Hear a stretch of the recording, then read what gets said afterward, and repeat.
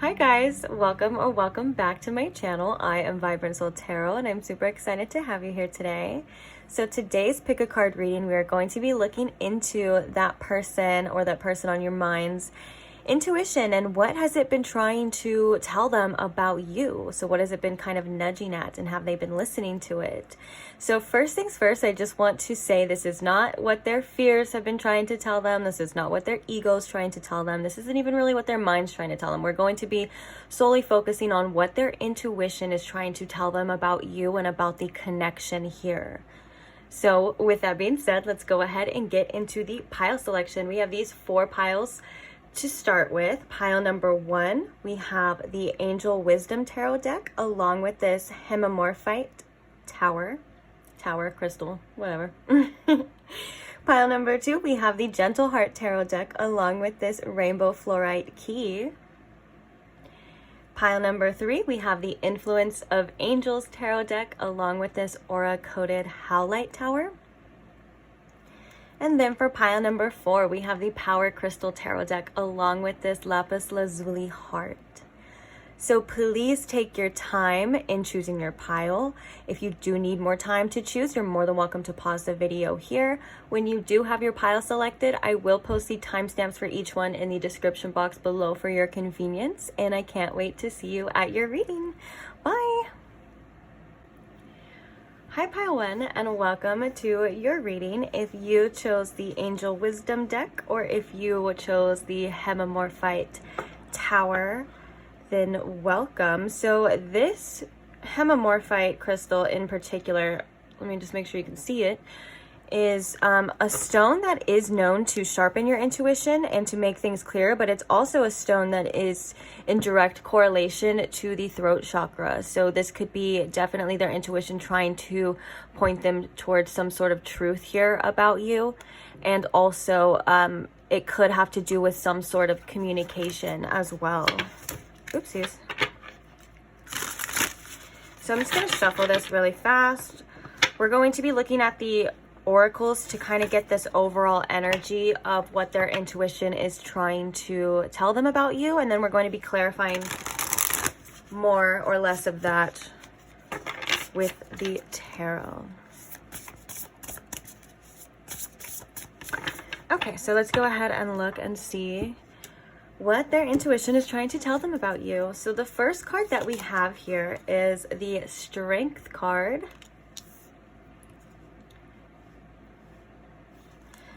The next card that we have is the Zinnia with Absence. So what is not here is the Key. I'm going to try to make these all fit to the best of my abilities. It should be okay. The next card that we have is the Shekinah with the Sacred Self. Unleash your spirit, express your gifts, dance to the sacred rhythm of life. And I'm so sorry if I mispronounced that. Please excuse me. The next card we have here is the Envy card.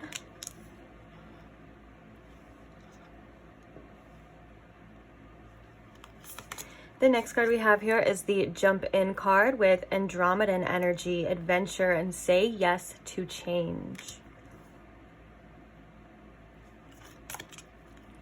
The next card we have here is Fall Into My Arms with surrender, holding the opposites extremes of life. Okay. So there's a few different messages that I'm already getting coming through here with this person's intuition and what it is that they're trying to tell them about you. The first thing I want to start with over here is that I really feel like their intuition is trying to tell them, first of all, that it is safe. Like you are a safe person to them, or it's safe to explore whatever it is that, you know, they're feeling urged towards. And that's kind of a big theme here too, to kind of go with what it is that they feel urged towards, because I feel like their intuition is also telling them about you with this Sacred Self, that there are so many different parts of themselves that they have yet to even meet. And I think that they can meet a lot of those parts through you and through this connection, or even other connections in their life as well, only if they're able to kind of overcome whatever it is that is holding them back. And with this envy card, I feel like this person has a lot of wants and desires and possibly a lot of unfulfilled wishes in their life that's causing them to maybe even look at other people or look at other situations with envy of almost like, why can't I have this? And I think that's their intuition as well coming through to say, you know, you can have whatever it is that you believe that you can't have. Yeah, you may have to go through and face some fears and face some obstacles, but it's definitely possible. And I think that there's a lot of uncharted, unexplored territory within you and this person that I think their intuition is really pulling them towards, because there's going to be a lot of growth as well too. And the reason why I feel like there's going to be a tremendous amount of growth is because the Strength card is here as well too. And I think their intuition is trying to tell them that they have whatever it takes to conquer any types of inner beasts or inner demons that are keeping them from, you know, having what it is that they truly want. And that brings me again to this absence, what is not here. This is, I feel like, in direct correlation to this envy card. It's like, yeah, what is not here? What is it that you are longing for?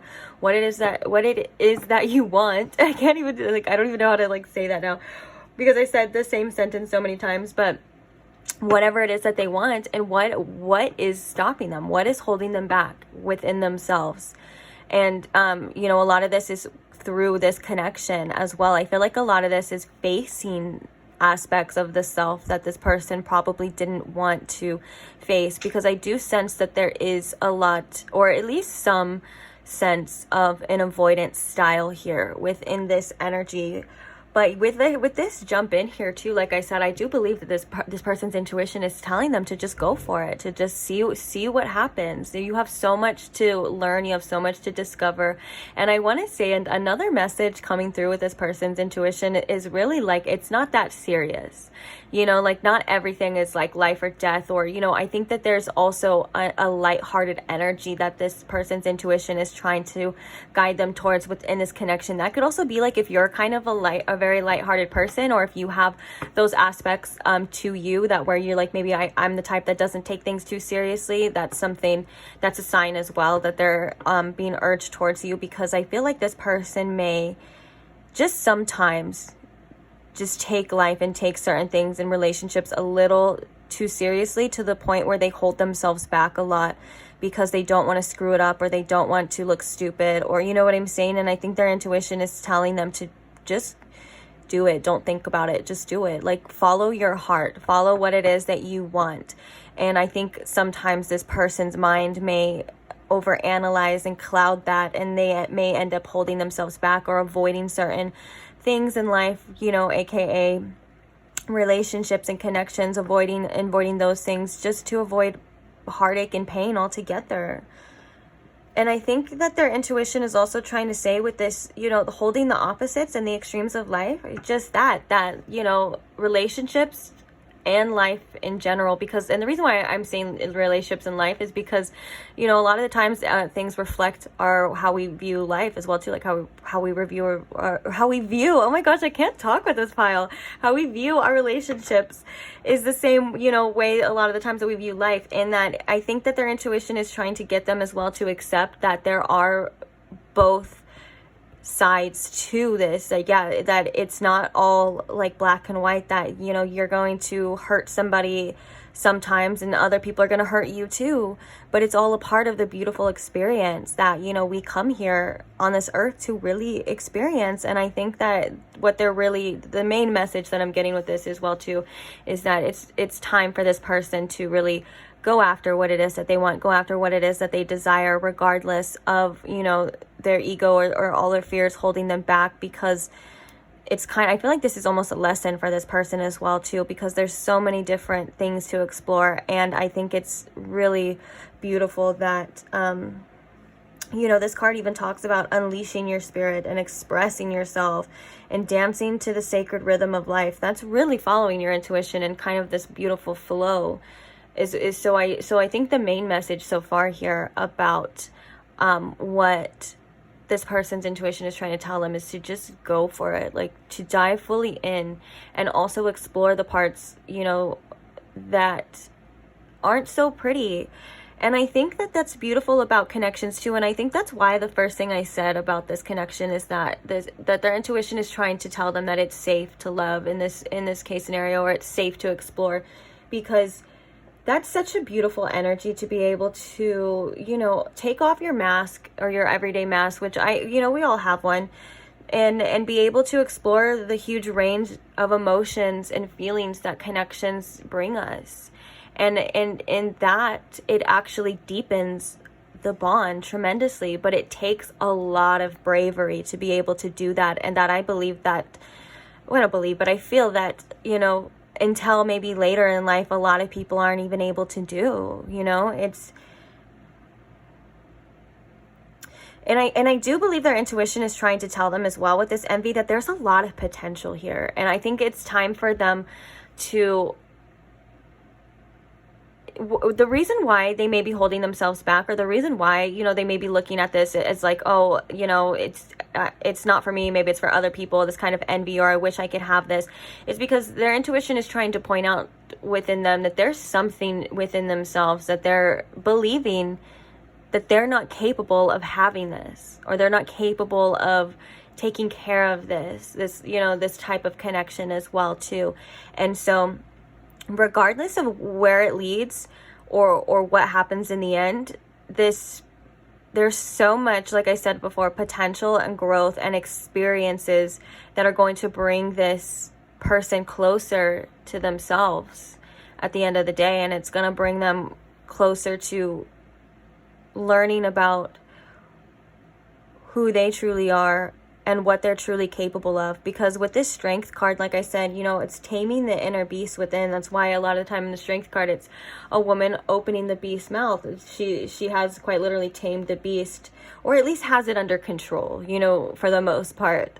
But it's with compassion that she does this. Compassion for self, compassion, and also taking that experience and learning from it as well too. And I think sometimes this person's ego may get in the way, because sometimes when we view ourselves as a student or we have a lot to learn, our ego says, no, we know it all, or we don't want to look stupid, or you know what I'm saying, we know this already.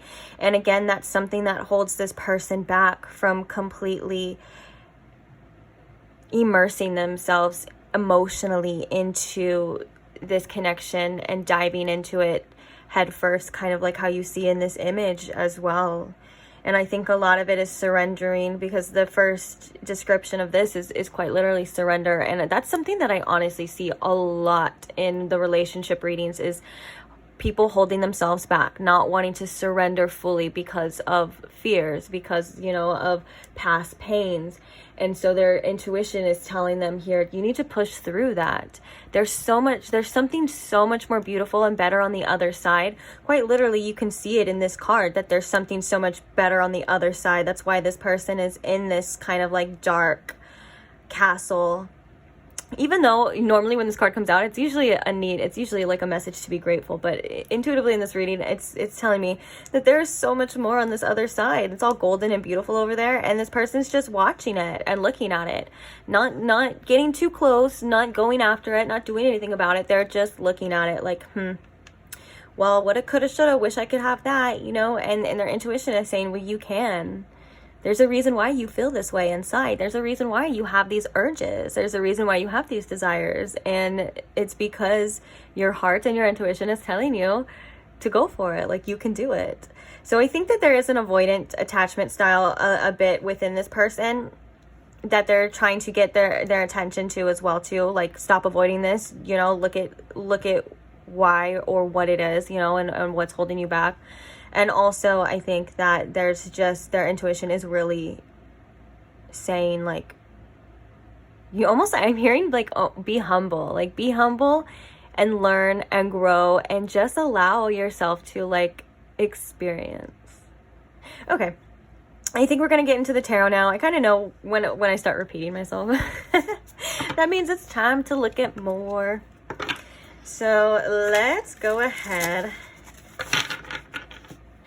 And I was kind of thinking if I was going to ask certain specific questions based off of this, and I think I might, but first things first, I kind of want to clarify a little bit too, see if there's anything as well. So I want to clarify more about this sacred self.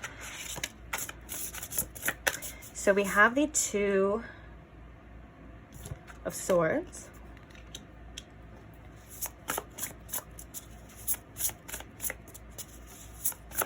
Yeah, so this is definitely of like, I feel like their intuition is trying to definitely guide them in making better decisions for themselves and making the correct decisions instead of maybe letting life make the decisions for them or life pass them by in certain aspects, you know, of relationships as well.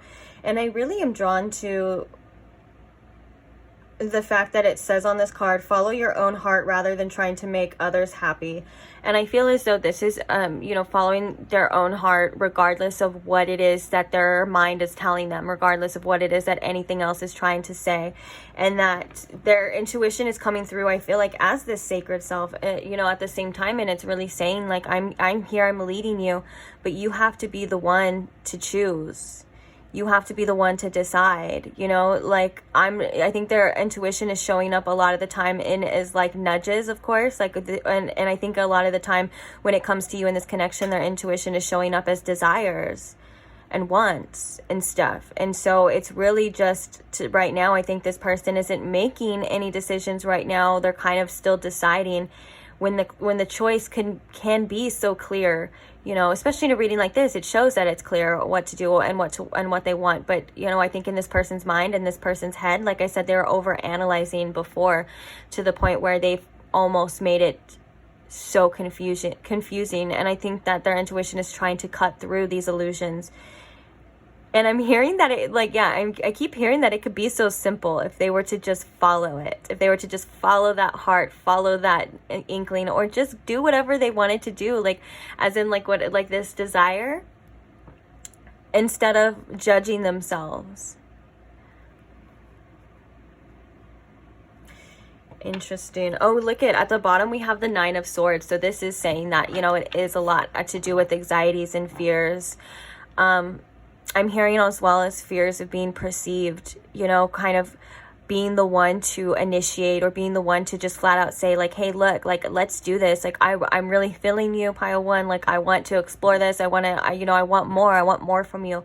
That's, I feel like, something that their intuition is trying to tell them, but also at the same time, they're so scared to do that because they're like, if you were like, oh, you know, screw you, or whatever the case, like, obviously just any kind of form of rejection, doesn't have to be specific, but, you know, and it's a lot of self-judgment in this pile as well too. A lot of self-judgment, being very self-critical as well.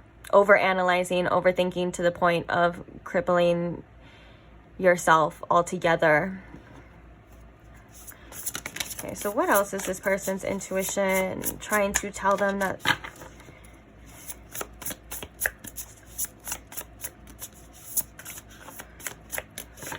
Let's talk about this envy.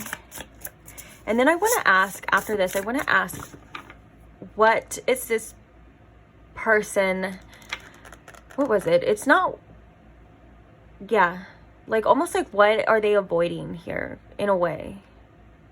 Or maybe not, we'll see.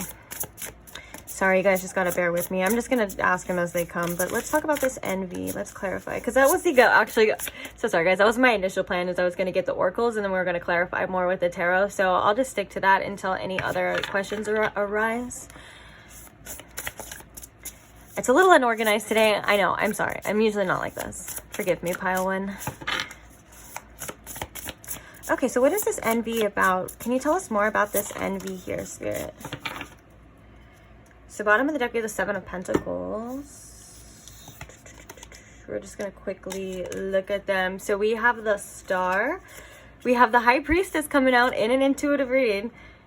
We have the Five of Pentacles. We have the Magician. And then we have Release, which I believe is the Death card. Yeah, it's 13. It's the Death card here. So we have Release. Wow. Yeah, I think this person, like, I think... one of the biggest things here is that their intuition is trying to get them to have more faith in themselves and to have more faith in the universe and to trust a little bit more in the fact that if they're drawn to something, then there's something there for them. I think sometimes this person gets fearful and is like, well, if I'm drawn to something or if I'm attracted to something, then that means I must stay away because that means that it's probably bad for me. And that's a huge distrust in their own choices as well. That's it. You know, I think that this person sometimes believes that they can't trust their own judgment. And I think with that death card as well too, this is saying that, yeah, because that's probably things from the past, you know, things that have hurt this person or whatever, or maybe they had made the quote unquote wrong choices. But I think, you know, a lot of this can be solved as well with a perspective shift. And I think one of the perspective shifts that is coming through here from their intuition is really like, you didn't make the wrong decision. You didn't choose the wrong choice. Yeah, you got hurt and it was an experience that really sucked, but you also learned so much from these experiences as well too. And it's not like this person left empty-handed. They left with things that they could possibly work on, grow from, learn from. And, you know, that I think that they're kind of avoiding right now. And that doesn't mean that it's going to be like that forever. And it doesn't mean that, you know, it's going to be like that with you and this connection. But I really, yeah, they just really need to have a little bit more faith here in what it is that they want and in themselves. And I think mainly in the universe as well too. And with the Seven of Pentacles coming at the bottom here of this deck, I feel like this is like doubt. For sure. It's doubt coming that, you know, that you're going to plant seeds, you're going to work on things, you're going to try to grow this connection and you're going to try to, you know, make it what it is. But it's a lot of doubt in the meantime of why. And that's something that's really common that a lot of us do, especially in things, you know, that we're wanting like manifestations or relationships or people. And one of the things that always comes to my mind ever since I heard it, which I feel like is so good, and it's such a good reminder at times too, to remember is like, when you're gardening, and it's funny because this person's literally gardening and that's what it made me think of, but it's like when you're gardening and when you plant a seed in the soil and you water it, you don't check every 5 seconds or, you know, I mean, I'm sure maybe you're like, oh, you're just like, I hope that'll grow. I hope it'll sprout soon. You know what I'm saying? You're not like checking the seed every 5 seconds to see, are you growing? Is it coming? Are you doing like, you really just, it's really just, you do it and then you walk away and then, and then you wait for it to come up.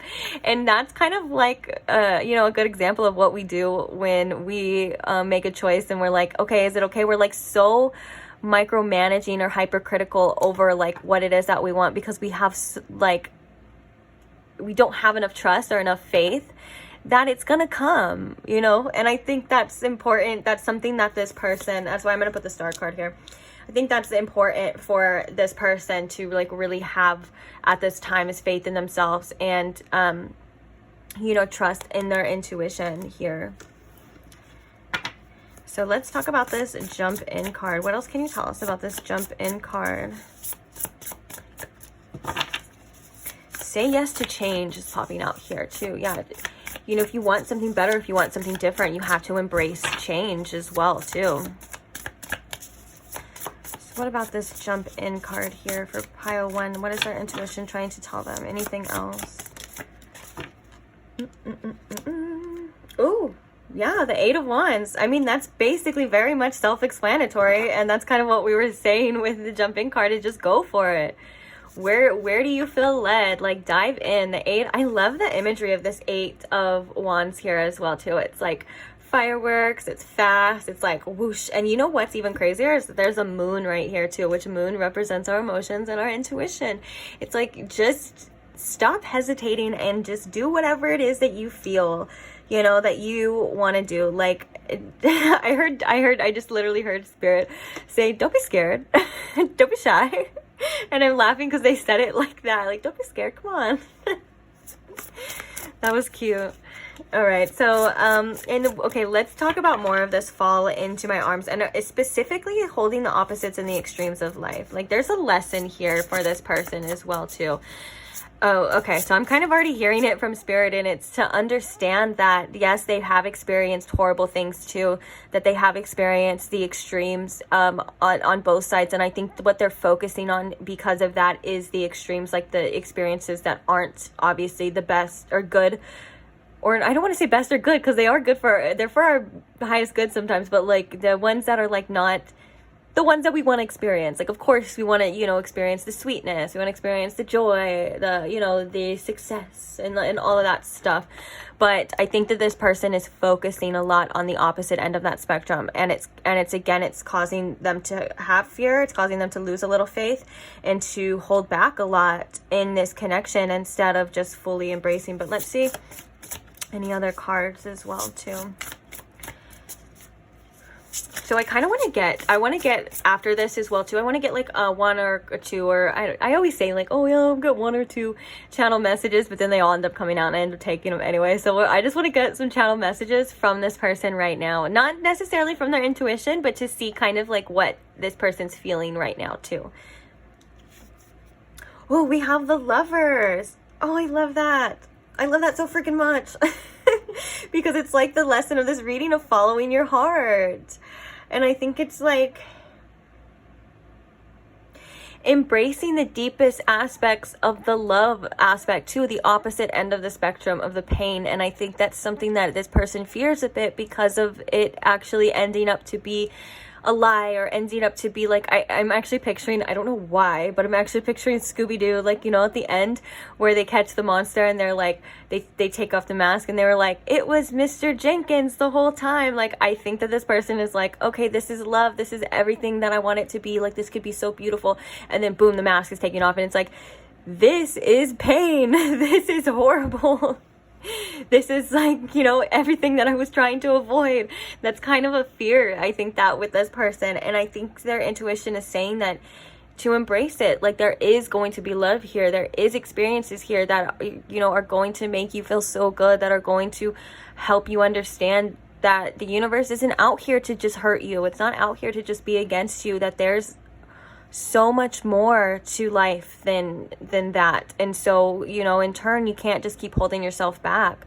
And I love the fact that this is, I just realized, like, I was like, wow, these are really beautiful messages. And I love the fact, Pile One, that this is messages about like you, like their intuition about you. And I think this is very telling about the person that you are as well too. And I think this is very telling about how beautiful of a soul you are, because the fact that their intuition is just telling them that it's safe to explore, to go for it, you know, because there's instances, even in my life, where my intuition has given me straight up anxiety when I'm around certain people, because it's telling me that you are not safe in their energy. You know, you are not safe here, and that I'm trying to tell you that there's something up, you know what I'm saying? And I just love the fact that this is quite literally the opposite of that. So I want to commend you just for being you as well too, because we need more people like you. We need people that they can be safe around. We need people that love just as deep, you know, as well. Like, regardless of if this person's going to listen or not, you know, the fact that you're just a safe place for them or for other people, it makes me just want to hug you. And it honestly makes me want to tear up a little bit, but I'm not going to, but it makes me want to tear up a little bit, because I'm like, you know, people like you restore our faith in the universe. People like you restore our faith in love and things like that. And it is frustrating at times too when people don't listen to their intuition, but also I'm getting a message too that you're not here to convince anyone that your intentions, and you're not here to convince anyone that you have it. That's quite literally like just a bonus. Like, what if they decide to, like, you know, listen to their intuition, then that's the reward. You know what I'm saying? You're like the reward.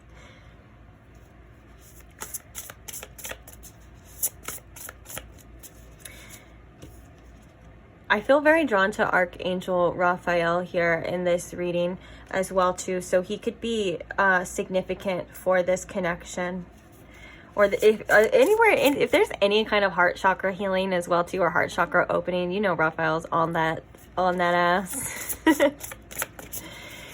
He's like, don't worry, I'm here. Okay, so we also have the Sun and we have the Nine of Pentacles, which is, I was kind of focusing on this in my mind and I didn't ask out loud, so I'm so sorry, but this is basically for this. Bottom of the deck here, we have the Wise Counsel, which is the Hierophant. Yeah, because we have Taurus right there. This is the Hierophant here. And this is about lessons where, you know, this person is being led to learn as well too. And this is about, oh, I love how it says, ask the divine for help, trust the answers will come. And I think this is all about, as well with this Hierophant, this is all about challenging, you know, the old conditions of the mind. Because a lot of the times the Hierophant comes through as, it's ironic because it's like the Hierophant is like about learning and spiritual lessons, but a lot of the time it comes through to unlearn as well too. Like, this is what you've been conditioned to learn. Now look at it for what it is, and it's not serving you anymore. And I think this is a huge lesson of what this person's intuition is telling them about you and about this connection here too. There's a lot of, we have the Nine of Pentacles and we have the Sun. There's so much abundance and joy and things to experience. And I think that, you know, with the Strength card here as well too, is saying that it's possible. This person has the strength, and their intuition is trying to tell them this, that this person has the strength and the resources to conquer anything that is holding them back from this. So that would be these fears or you know, why they're kind of drawn here, but that resistance, you know, that holding back type of energy that we've seen throughout this reading, that this is on the other side and that they have what it takes to conquer these inner demons or whatever you want to call them, this inner beast as well, to pull through and to get there, to work through as well too. And I feel like there's a lot of compassion involved here too, and I feel like you would be a great person and have a lot of compassion and understanding for this person if they were able to communicate these, if they were able to like fearlessly, you know, allow themselves to express how they're feeling and what they're fearing and what's getting in the way. I feel like you would be a great person for it to be like, wow, you'd be like, wow, thank you so much for sharing that. Like, now I understand, and now I'm going to try to help you, you know? And then we have, oh my gosh, look at, we were talking about the Seven of Pentacles, about, you know, planting seeds and kind of waiting for them to come up. And this literally says right here, enjoying the fruits of your labor. This is saying that, their intuition is saying is that they can have this. And the sun a lot of the time, guys, represents the best possible, the highest possible outcome. I love that. I love that so much. And I think a lot of it is communication and truth here within this person, maybe needing as well. Okay, so now let's go ahead. Oh, I'm so sorry. We're running out of time. Actually, we're not running out of time. I can take as much time as we need. I don't know why I said that. My mind tells me I'm running out of time all the time when I'm really not. Okay, so I want to get a couple of channel messages from this person, and then we're going to get some advice. Just a few little advice cards, though. So what are some messages from this person that are most likely relevant? I want to keep it a little relevant, probably to how they're feeling or anything to do with this reading, please, Spirit. Some messages here. I just want to cuddle with you. Oh my gosh, that's so, because I'm hearing with that, I just want to cuddle with you, that this person may be forcing themselves to stay, or not forcing themselves, but like choosing to stay away for, you know, obviously other reasons that aren't about their intuition, you know, so they're listening to other sources within themselves, or maybe even outer sources as well too, but their heart is really just saying, like, I just want to be near you, I just want to be with you, I just want to hold you. You know, there could be an energetic bond between you and this person as well too, that is very healing. If you do cuddle and lay down, like, you know, the unseen and energetic flow and things, there could be a lot of stuff going on. I don't even know how to explain it. I'm like seeing it in my mind's eye, but basically like a lot of healing being next to this person as well too, which could be why they're trying to be near you. Be my baby. Stop, this is too cute. I'm gonna freaking barf of cuteness. I'm gonna barf rainbows and sunshines because it's too cute. I cannot. Where did you even come from? As well as peeking through at the bottom, I can't move on. Yeah, this person's like, whoa, you're something else. I love that the where did you even come from is right here with the Starseed Oracle deck, because I was going to say, you're out of this world. You're on another planet. What do they say? Oh, I'm very down to Mars type of girl, type of guy.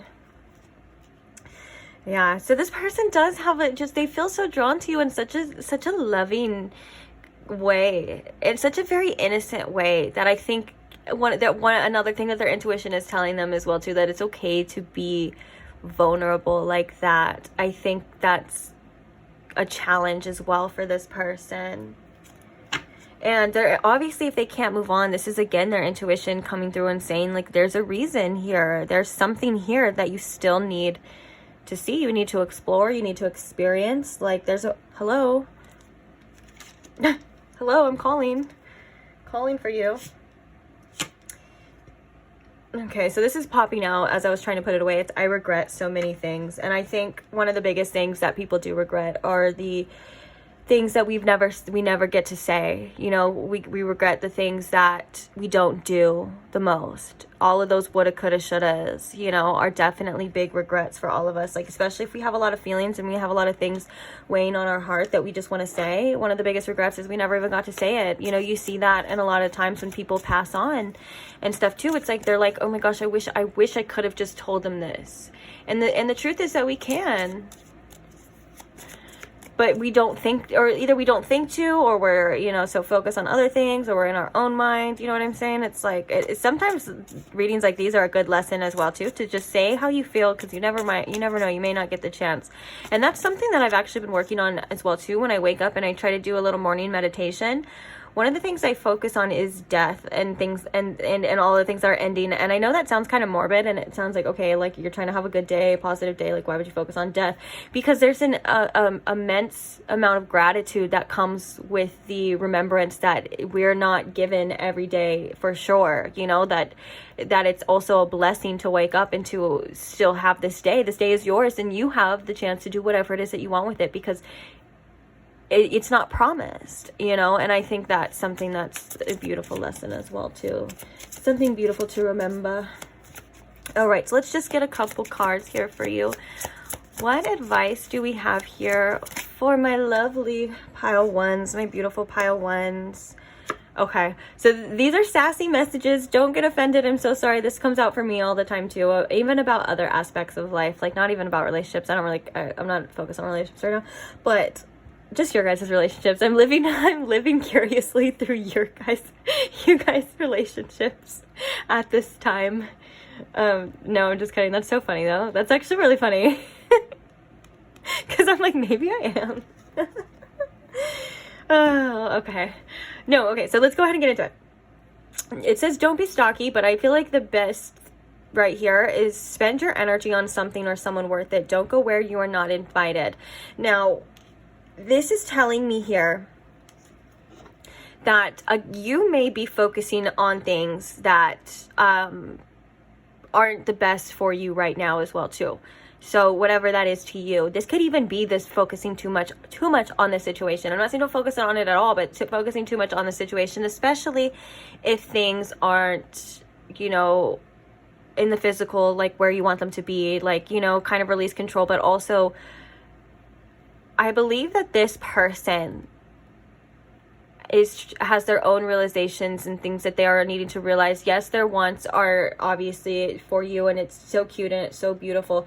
But also, if this person isn't showing you this right now, then you need to focus on yourself. You need to focus on other things as well too. And I know sometimes that sounds so hard, and it's like, ugh, like I know it's so hard, but like you kind of have to train and discipline yourself as well too. Just because you're feeding energy into things, like whether that's again fear or like that, you know, that desire, that really strong desire, if it's too much and it's if it's in a wrong place or a wrong type of mindset, it translates to lack, if that makes sense as well too. So you're like, I don't have this, I want this. And I'm not talking about the initial desire, because the initial desire starts from that as well too. The seeds start from I don't have this and I want this.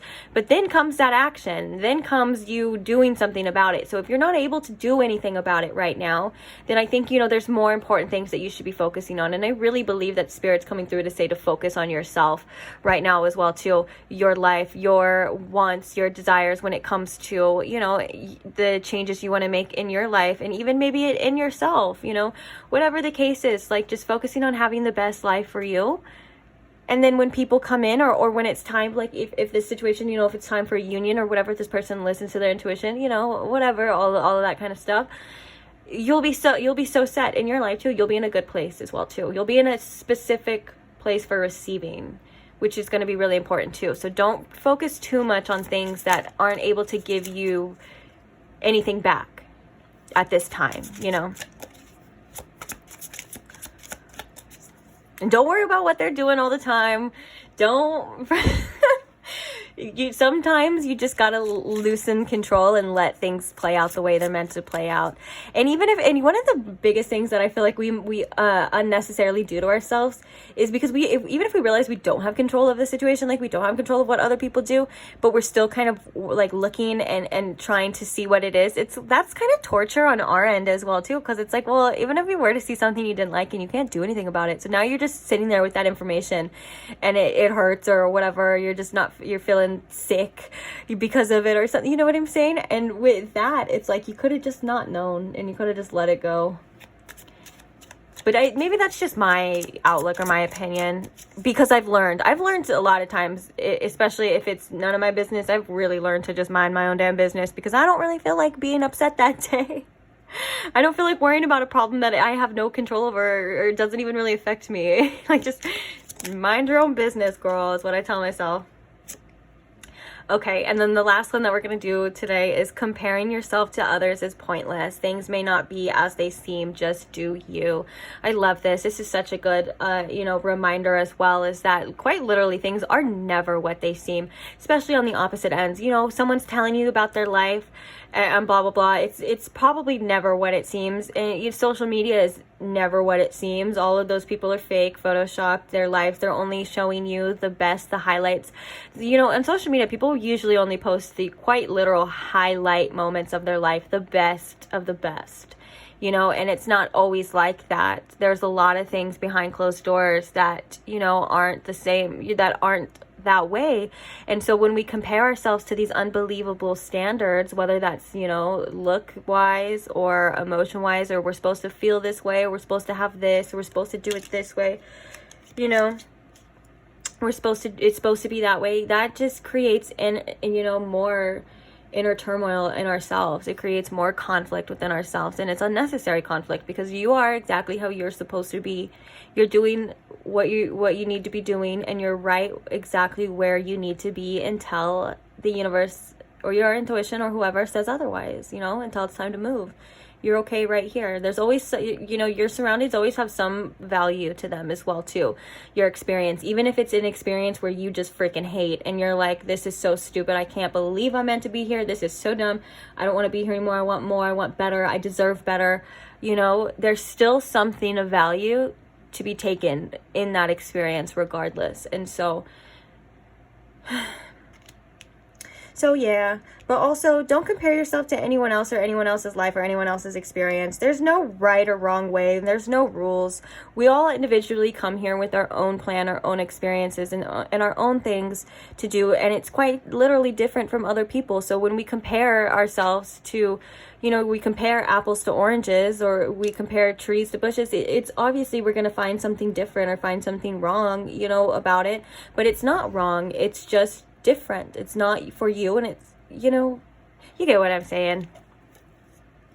Okay, look, oh my gosh, this is so perfect for what I was trying to say with that too. So at the bottom it says, earn your own money, then buy what you want. I think this is one of the focus things here for you, like to create the life that you feel you deserve, you know, take that action, do whatever it is that you feel like you need to do. And if you have a life that's amazing that you feel like you deserve, then just focus on gratitude.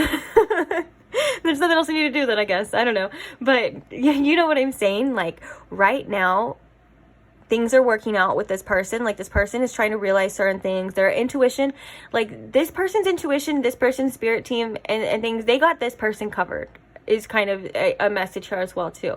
So you don't need to micromanage or focus or anything else on this person.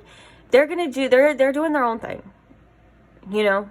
And so just focus on becoming the best person you can be and having the best life, whether that's being the most successful, making the most money, or it's just being the happiest, most peaceful version of yourself. Whatever that is to you, whatever it takes, I feel like Spirit's saying you have all this energy and focus it into that because you deserve it, because you do. So yeah, that's my spill. That's my reading. I am going to leave this reading here though. Thank you so much.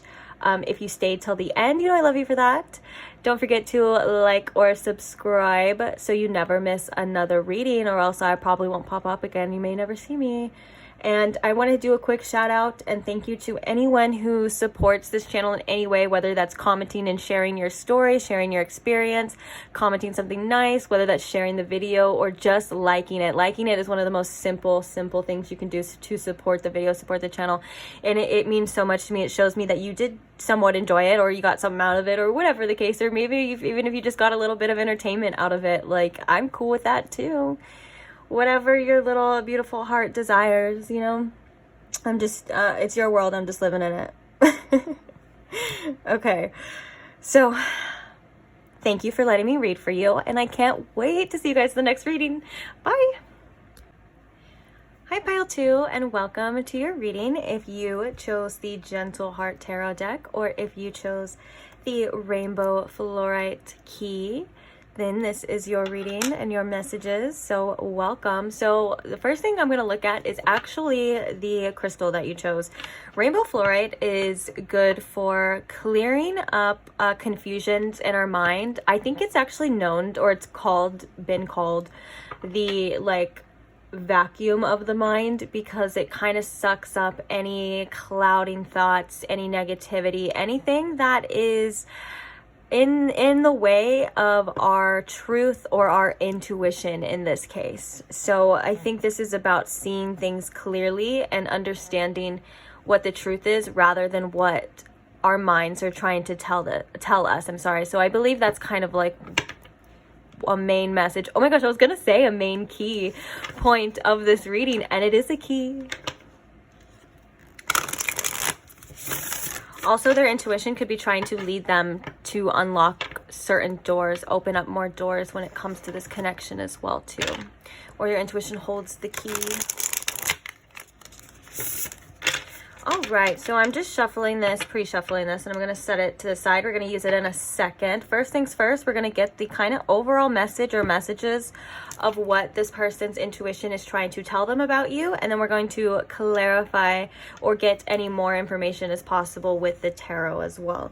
So let's go ahead and jump into it. Oh, I totally forgot. This pile got like twice as many oracles than the other one, so I'm going to try to make it fit as best as I can. If not, I'm so sorry. I will try to put it in screen when I'm talking about it. So let's go ahead and start with, we have the pitcher plant, which is insight. It says the answers are there for those who look. I think I'll be able to do it. Okay, the next card we have is the star.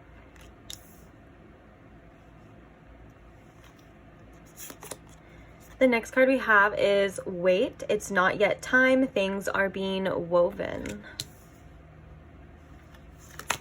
We also have the courageous peony, multifaceted, unique nature. Let yourself be seen.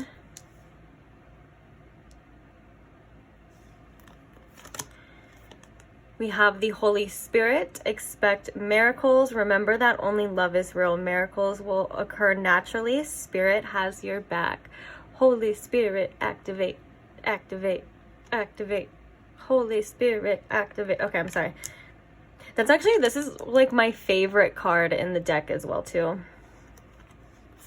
The next card we have is, I'm not even going to try to say that, and sorry about it. Okay, so we have higher learning. You have learned from experience. More inner study is now required to further progress. I love these cards, look very similar as well too. And then last but not least, we have guilt. So I release any beliefs that no longer assist my soul's growth. Interesting, interesting, interesting. First thing I noticed, I believe, well, meaning, you know, that I release any beliefs that no longer assist my soul's growth. I believe these 3 cards really all go together. And now I'm kind of seeing why that you got more cards, because I do believe that they came in pairs a bit. So let's talk about it. The first thing that I'm seeing that this person's intuition is really trying to tell them is that it's trying to tell them something for sure, and it's trying to tell them multiple things. But I one of the things here with this wait, it's not yet time, things are being woven. I feel like this person has a tendency to rush into things head first without really thinking things through. And I believe that this is kind of saying here, their intuition is trying to tell them to take it slow with you, you know, kind of see what happens, feel things out as well too a little more, and to take it slow. But I want to talk about first the Holy Spirit card and the Higher Learning card. I feel like this person has been through certain experiences in their life that have not had the best outcomes. And I think that may have affected their outlook on relationships, on connections. And I think it's clouding their judgment a lot of the time, whether this is like, you know, jealousy, fears, doubts, you know, all that kind of stuff. And I feel like what they're really being asked to is to really look in to themselves on why they don't believe that they can have the best possible outcomes at times. I think this person may be a little jealous at times, and I really believe that here too with the star, because I feel like this person sees you as somebody who is, whether it's very attractive or you just attract a lot of attention or whatever the case is, it's almost like, how can I explain it the best? It's almost like this person is viewing you as like almost like a higher up. Like they may put you on a pedestal. And I think in almost a way, they may feel that you are out of their league. And the reason why I'm saying this is because the star in this deck is someone who attracts a lot of attention. And I think that they're drawn to give you a lot of that attention. And I think one of the insecurities that they have is that their intuition is trying to push them through or point them to really learn or to heal from, is why do they feel a little bit unworthy of this? Why are, you know, do they feel like this, you are a little bit unobtainable? And what is going on with them maybe even trying to avoid this as well too. I feel like this person's intuition is very attracted to you and wants to kind of shower you with a lot of attention. And I think this person is a little hesitant to do that at times, and their intuition is pointing them to like, well, why are you doing that? Like what's wrong with that? Like if you like this person or if you're into this person, you know, tell them how you feel, give them this attention, you know, and give them the time. And I think it's something that they want to do, that their intuition is, you know, in there saying like, yeah, do it, like go for it. But they're like, oh, well, no, I gotta hold back, or I don't want to tell them too much, or I don't want to give too much away at times, you know? And I think that there's a lot of inner work that with this connection that their intuition is really trying to point them to. Now, what I was talking about before is because this Holy Spirit is expect miracles, okay? Miracles will occur naturally. And so I think with that mindset as well too, of like, this is too good to be true. This person is too good for me. There's this, you know, having this relationship is too good to be true. Their intuition is like, okay, look into that. I feel like for a lot of this pile, their intuition is trying to get them to see why they do the things that they do, or why they are the way that they are, and try to get them to come out more, show themselves a little bit more. Especially with this courageous, peony, multifaceted, unique nature, let yourself be seen. Like, it's okay to, you know, their intuition is saying it's okay to be like flamboyantly obsessed with someone, or like flamboyantly in love, you know what I'm saying? It's okay to show your feelings. It's okay to express yourself the way that you want to. Your intuition, this person's intuition, actually wants them to be like that, and wants them to release anything that is kind of holding them back from this situation, or from being able to be. I feel like this person is very guarded, and I feel like this person is very skeptical. I think that this person is kind of a lot of the time on the lookout for a threat, kind of on the lookout for like what can go wrong. And I think a lot of the time this person's mind ends up playing those tricks on them and gets in the way of their intuition a lot of the time. I think that their intuition is trying to tell them, just take it slow, see what happens, you know, like, let's go, like, you'll grow along the way, you'll learn these things along the way, and I think their mind is saying like, no, hold it, like, you know, and I think that their intuition is saying like, you know, here, like, you don't have to, you know, completely have it all figured out, you know, you can learn as you go, but when you assume things is when it gets all clouded and messed up. I think this person makes assumptions about you and assumptions about love and assumptions about these situations that aren't in alignment to what it actually is, and their intuition is like, bro, why do you do that? Like, why do you ruin things before you even have them? I'm laughing at the way that it came out, but yeah. And so I think with this guilt here as well too, I think that this person has a lot of inner shame when it comes to expressing themselves, and I think that this person has a lot of inner shame and guilt when it comes to also keeping these things to themselves too and not expressing it. It's like I'm damned if you do, damned if you don't type of energy, because I think this person is a little scared to fully embrace and express. Like one of the things that I feel like this person's intuition is drawn to with this star here is that they are like really, really into you, and that they're, you know, they view you in such a high light, like, you know, that you just have so many good things that they're like in awe of. But they're so reluctant to say that, and they're so reluctant to like even tell you at times. And you know, they may, but they could like hold back a lot as well too. And I think that it's like they're scared to get too obsessed, too infatuated. And I think so it's like they're guarded, they hold back a lot as well too. But let's go ahead and use the tarot to see a little bit different, see if there's anything else. I like how I shuffle, but then I automatically shuffle again too, kind of just by habit. As I was like pulling apart to shuffle, I was like, we already did that. That was the whole point. Oh, well. Holy Spirit, activate. Now I'm going to be singing that all for freaking day. Okay, so what else can you tell us about this star card? Ooh, ready to come out. Thank you. The Wheel of Fortune. Okay. Okay. So I think this person... Okay, wait, let me get one more. What can you tell me about this star card? Luck. They're like, okay, that I don't even think I have a chance with this person. And their intuition is saying, like, you were brought to this person for fated reasons. Like, we wouldn't bring you a person that's, like, not supposed to be around you for the moment, you know, even if it's for the moment, for life, or for a lesson, you know what I'm saying? It's like interesting. Let's get one more though. What can you tell me about this star card? We have the Eight of Swords. So yeah, we have the fear. Okay, and like letting yourself shine, letting yourself be seen when it comes to this connection is something that's really important. Like, I think that this person, whether they like to admit it or not, they're kind of a little shy. They're really shy, actually, of you and of, like, I don't know what it is that you do, but you just, for whatever reason, you really intimidate this person. And they're like, when it comes time to like being with you, they're like, this is my chance. Or like their intuition is saying like, this is your chance to make it known. This is your chance to say how you feel. You know, you need to get out of your head and get out of your own way and express your feelings or express your desires to you in order to, you know, oh, I just heard the closed mouth. Yeah, the closed mouth don't get fed. Interesting. Okay, so now what can you tell us about this Weight card?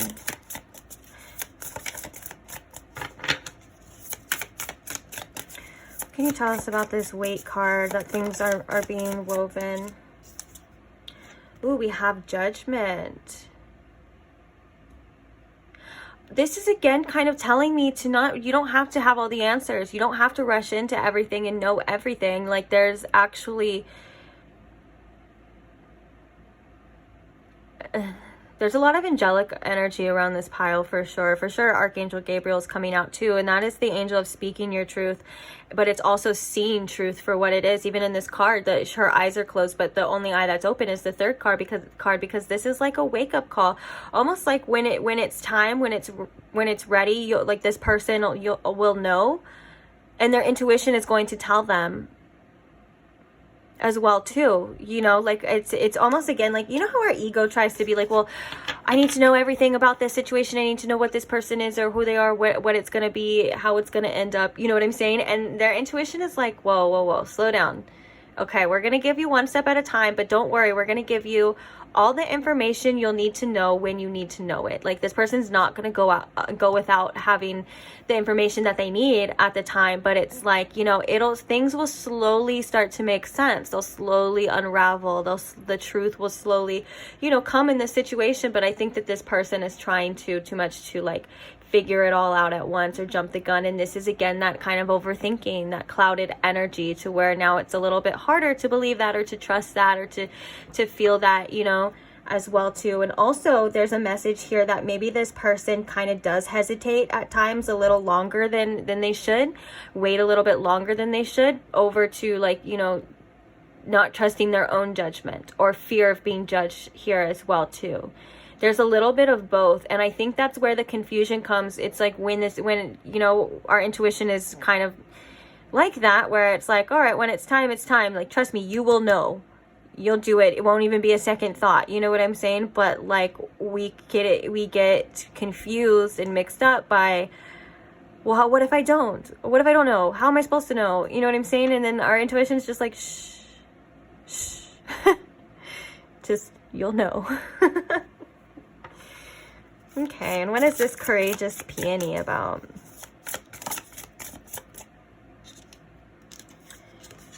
Ooh, the King of, I believe, wands or crystals in this deck. Okay, yeah. King of Wands. Yeah, being the leader. The King of Wands is like quite literally the king of confidence. And I think this is, yeah, definitely their intuition is trying to say, be confident in yourself and your choices. Like, we wouldn't bring this person around you right now if they're just gonna like hurt you, you know, and that's you.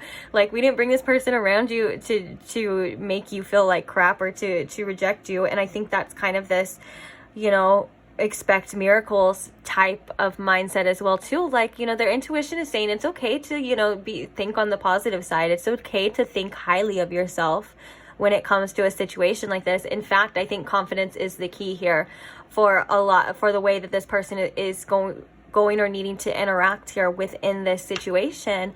But yeah, this is like this part, like their intuition is saying to be confident, to, you know, stand up for yourself and to be that leader, like take charge, do it. And I love that. I love that their intuition is trying to tell them that. And I think that's why there's this inner study here that's needed. And this guilt is this guilt card that says, I release any beliefs that no longer assist my soul's growth. What's holding you back? It's got to go. Their intuition saying it's got to go. Look at it. And that's why I love connections and I love relationship readings and things like that too, because it's a really good chance, a great chance for us to face a lot of these things within ourselves, you know, and to like realize a lot of things about ourselves. It's crazy how much we can learn from ourselves from someone else, or even just being infatuated with someone else. You know what I'm saying? It's like, it's crazy how much like we grow as well too, to step out of our comfort zones. Because one of the scariest things is quite literally relationships. Yeah, there's like, you know, sharks and alligators and there's scary things out there, but relationships to a lot of people, I feel, take the cake. But yeah, this is all about confidence and this person kind of stepping up and being like, I even like this person's demeanor here as well too, that they're like, yeah, pile two, I'll take charge. They probably wouldn't say it all weird like that, but you get what I'm saying. It's like they put their best foot forward literally, and they're like, all right, let's do it. Here's what I want from you. All right, so these two cards definitely come together, so I'm gonna get like one or two cards just for both of them. So what can you tell me about this Holy Spirit and this higher learning card? The King of Swords. Yes, you're not letting your mind cloud you, and trusting that this person is able to make the best decisions possible, like trusting in their own judgment. And I feel like, you know, with all the kings, there is this sense of like confidence in all of them. Like the King of Wands is just, like I said, a representation, a lot of confidence and passion and you know, and your ideas and stuff like that. And the King of Swords is like confident in your decisions, confident in knowing, like, in a lot of things of the mind, obviously, like, you know, seeing truth for what it is, being very clear-minded and rational and logical, but also like with confidence too, like not being so logical to where you're like overly insecure, overly negative, and you're like looking at that side. Because you know how they say, you know, there like a whole lot of things in the New Age spirituality, they're one of the biggest things that they talk about, I think, that they've seen is like, you know, that toxic positivity, being too positive and kind of spiritual bypassing. Well, in this person's case, being too negative is just as delusional as being too positive is. You know, it's like you have to have a balance of both. And I think this is, and that's why I knew that fluorite, where we're talking about that vacuum of the mind, you know, kind of sucking up anything that's not the truth, is kind of what their intuition is really trying to say to them, you know, like that all that other stuff is just noise. What, you know, what is it that you want? What, you know, what do you want out of this? How are you going to get it? You know, and have the confidence and the clear mind and the truth, and to see the truth and to tell the truth, you know, on what it is that you want with confidence as well too. Like I feel like these kings are like almost working together here to create this like powerful person that just knows what they want and is confident and honest about it to themselves, and doesn't let illusions and other things, you know, come in and screw it up. Because I think this person believes those illusions a lot of the times. I think this person believes those fears, those insecurities at times as well too. And I think one of the things that their intuition is telling them about the situation is like, yo, you got to clear all that up. Like you, that's not true. That's not you. There's so much more to this. And it's holding you back from this connection. It's holding you back from, you know, what it could be. Like it's right there, you know, like you're like right there. And this person is riddled with all of these other things of the mind, and their intuition is just trying to make them focus and pinpoint on like what the truth is here. There's a bunch of cards here in regards to truth here too as well. So let's get any more messages here. Jeez. So we have the World, we have the Five of Cups, we have the Magician, and we have the Ten of Swords. I feel like, yeah, and because the bottom of the deck, we have the Two of Wands here too. And I feel like with this, the World is like, yeah, you've gotten perspectives, you know, that I think their intuition trying to tell them, like, you know, you've gotten perspectives that weren't the best, but now your focus is a little bit tainted. You know, you have these things that you want here with this Magician, but you're carrying these pains and you're carrying these potential outcomes, these fears. All of these swords, you know, are represented as probably different aspects of those things that need to be cleared. Their intuition is trying to say, like, you're carrying these things with you, but all along you have what it takes. You have the power, you know, to create this, you know, to do this as well too. And I think for some of you, this person, all they kind of need with this World and this Five of Cups is kind of just a perspective shift. You know, to say the least. It's like, because the World card can also talk about like zooming out and seeing, you know, the world as a whole, or like seeing things differently, you know what I'm saying, and seeing like all sides, a higher perspective, instead of just what you know, or, you know, what you're able to focus on at this time, or what your mind's kind of focusing on at this time.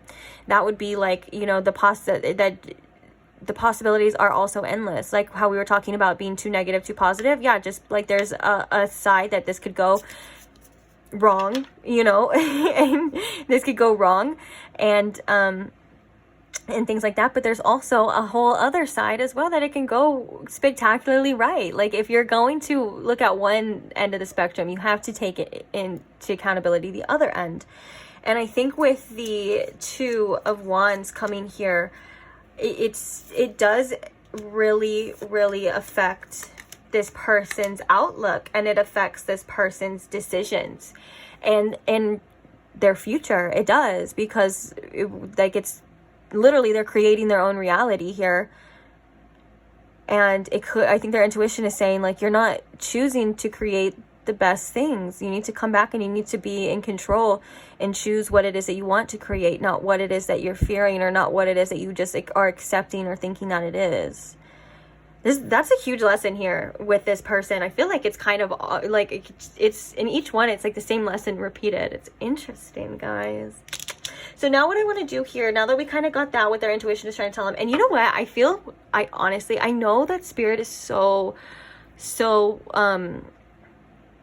calm and patient and things like that, and your intuition doesn't really get frustrated. Like you know, spirit has eternity to like to, you know, do anything and to do everything, but I can't help but sense this frustration about this here. And I don't think it's coming from me. I think it's because it's like this person at times they're so close to seeing it, or maybe they do see it at times, they do feel that way at times, and then maybe they slip back into old habits. And I think that's where the frustration comes too.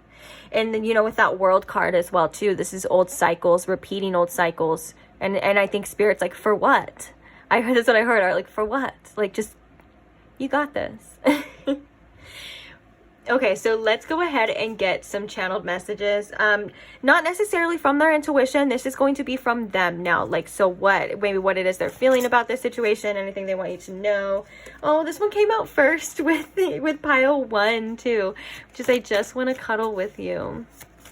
And that's like, again, they just want to like be near you. They probably feel good when they're near you. You make them feel safe as well too, because cuddling is a great way. It's like, I'm picturing like, you know how you feel when you're just like warm and cuddled and safe and like you're not worried about anything else. Like, that's kind of the message that I'm getting with that, which is really cute. Okay, so this is like possibly how they're feeling, what they want you to know, what you need to know about, you know, them, just anything. I'm just leaving it open really at this point for anything to come out. I'm not good at the emotional stuff. So yeah, there is avoidance here. Tell me you love me. All right. And then we have, I wanted to reach out, but I kept stopping myself.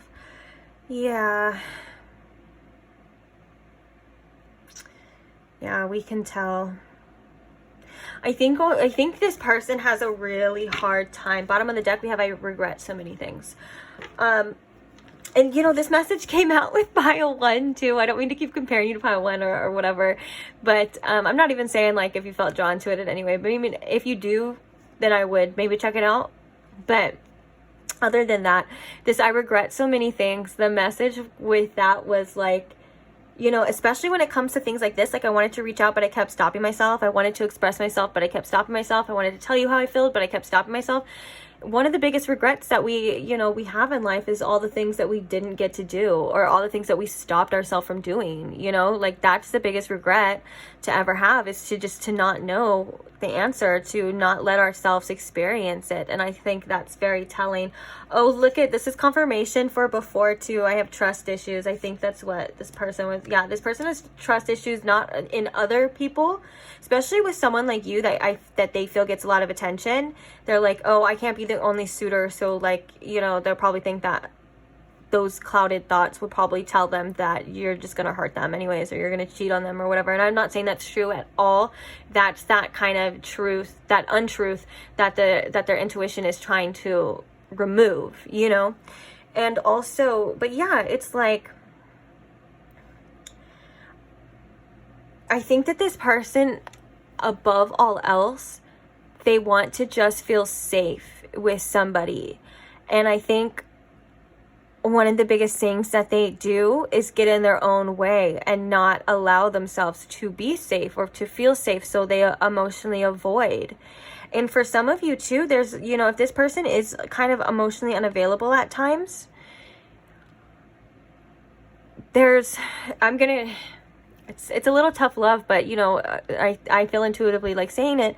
There's also a reason why we chase after people who are emotionally unavailable too. And it sounds so crazy, but it's because in our subconscious mind, you know, having somebody that's giving us our attention is, you know, in it, and, you know, is going to be aware of all of the things, listening to us, hearing us, seeing us, you know, all of those things like that we want in a regular partnership, or we expect in a regular partnership, to our subconscious mind, that's scary as hell too. So subconsciously, not even consciously, subconsciously, we chase after unavailable people because that's safe, because we know that we'll never actually have to face those things as well too. So this could be a very mirroring, and you know what I'm hearing too, that this could actually switch off within this connection for some of you as well too. This could be like at one point this person was unavailable than you were, and then it's like this tug and war kind of thing at times as well too. But yeah, I just felt called to say that it is a little bit tough lovey, but it is also something to look into too, because maybe your intuition is saying the exact same thing, like to look into this as well too. Like, why are you, you know, doing this? Just like this person's intuition was saying the exact same thing too. Like, literally, I think I said that, like, why are you doing this? But all in all, they want to be around you, they want to be near you, they're just very much holding back due to their other stuff. And what their intuition is trying to do is push through all of this and to show them why they're doing it. They're like, their intuition is like, there's so much to learn here. There's so much lessons right here with this, in this connection. And and it's right here. I'm trying to get you to see it. And the second this person does, you know, or kind of opens their eyes and shifts, like I said, that perspective shift to like maybe sitting, not knowing all things or listening to their ego, you know, kind of sitting in that student seat and being like, okay, look, why is it like this? You know what, asking why, that kind of curious mindset is so healing. That's why they say the inner child is such an important part, if not one of the most important aspects of the self, is the inner child. And that's because it's the closest that we can get to our true self, and that inner curiosity that children have is just amazing, and it's what we need. You know, children are always asking why does it do this, why do I do that, why? And they also do it a lot of the times very much innocently and unjudgingly. Like, they're just like, oh, that's cool, why? Oh, why did I do that? You know, why did that happen? You know, and you learn, and that's like a powerful place to be in as well too, because it's where, you know, spirit can really work through you. But yeah, I think this person wants to feel secure, wants to feel safe. They want to know how you feel before they make, you know, any moves. And I think that right now this person is like, definitely like, I'm not good at the emotional stuff. Like, now that I think about it, guys, there's like there's the only emotional card we have here is the 5 of Cups, which is like emotional loss and grieving, you know, and other than that, it's all swords and very, very, very mental energy. With some wands too, don't get me wrong, but like, it's a lot of mental energy, and I think it's plaguing this person at times. And then we have the Magician here, which is like, you need it all. You need it all, you know, you need everything. Okay, now let's go ahead and get some advice here for you. So what advice do we have here for pile 2 about this situation?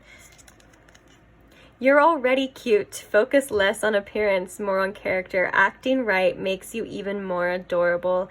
That's cute, because this person thinks that you're cute. This person thinks that you're very good looking as well too. And I understand that we like to uphold images of ourselves, you know, but don't put too much importance on it, because the message here is that you have so much more to offer to this person, obviously, than just that too. So it's okay to want to feel good. It's okay to want to look good. It's okay to know you look good. It's okay to know you feel good. You know what I'm saying? Because you look good. But just if a person is only interested in you look wise and that's it, then that relationship is already going to be doomed from the get-go, because that only goes so far. You know, and this is saying that you have so much more to offer to focus on other things too. And your personality, it probably does make you adorable.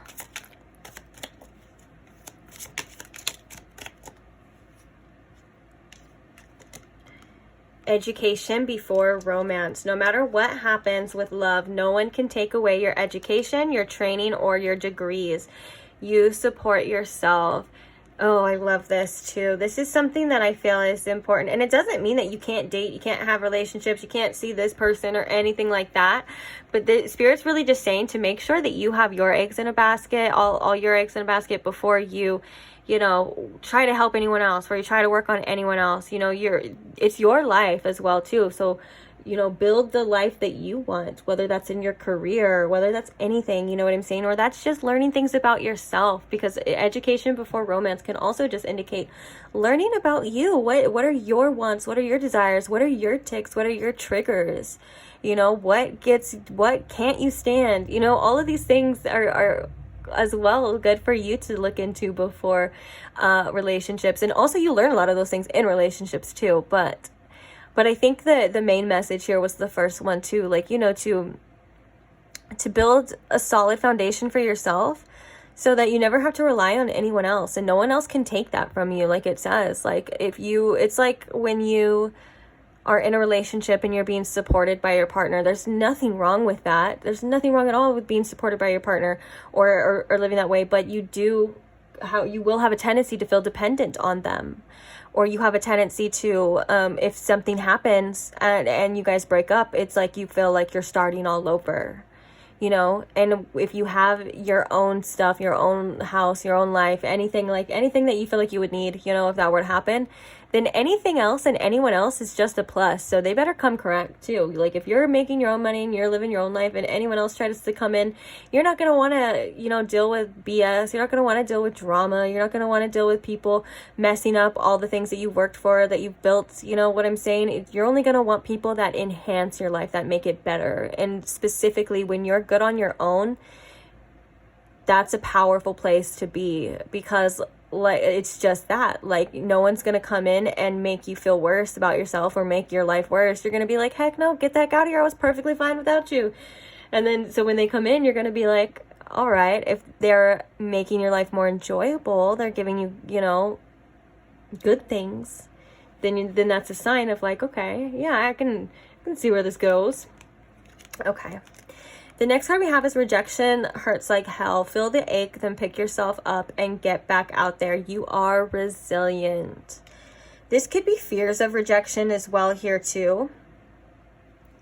But it looks like if this person was the one that rejected you, it's due to their own issues. So this is a message here as well too, to not take anything too personal, because you can see this person feels guilty and this person feels shitty about it because they had other things.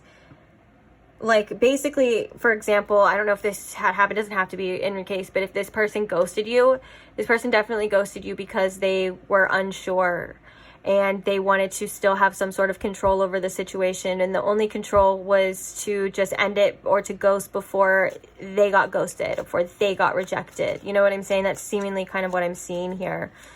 But other than that, this could just be fear of rejection, or just not anything that right now in your life that may be hurting you, like whether that's this person just not being available, or you could have walked away. You know, it's okay to just feel it, to allow it, and just to know that you are resilient. What's crazy is that this kind of feels like this message should go to this person as well too.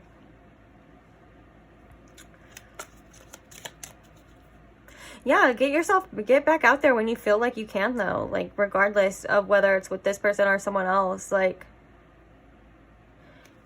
you have a lot of good qualities about you. Even, like, star qualities that this person was seeing. You have, like, a lot of good qualities about you and a lot of potential suitors that whether you don't see or not, you know. And there's nothing wrong with you at all. Like, I feel like there's a lot of regrets here with this person too, because they realize that there's like, they should have done something differently, or they should have taken that chance.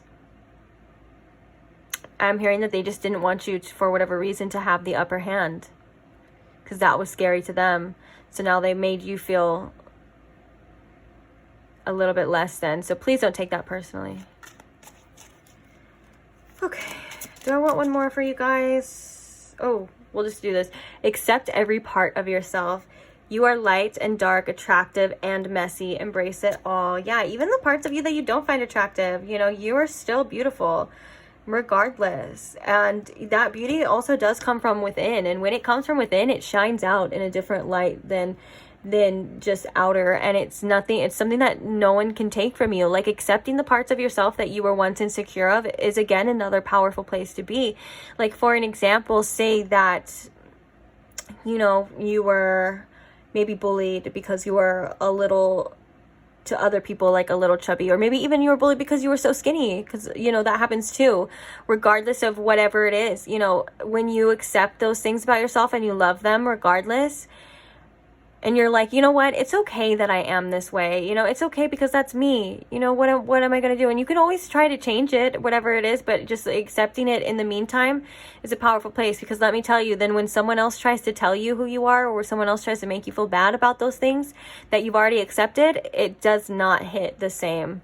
Let me tell you, it does not work the same. I'm sure, like, I think it takes time, you know, of course, it's like, it's not always just going to go away, or maybe there's still going to be a little bit of sting in there or whatever, but it's nothing like how it used to be before, you know. It's like, you know, if someone says that you're this, but you learn to love that about you, then you're like, yeah, I am that. Okay, and what?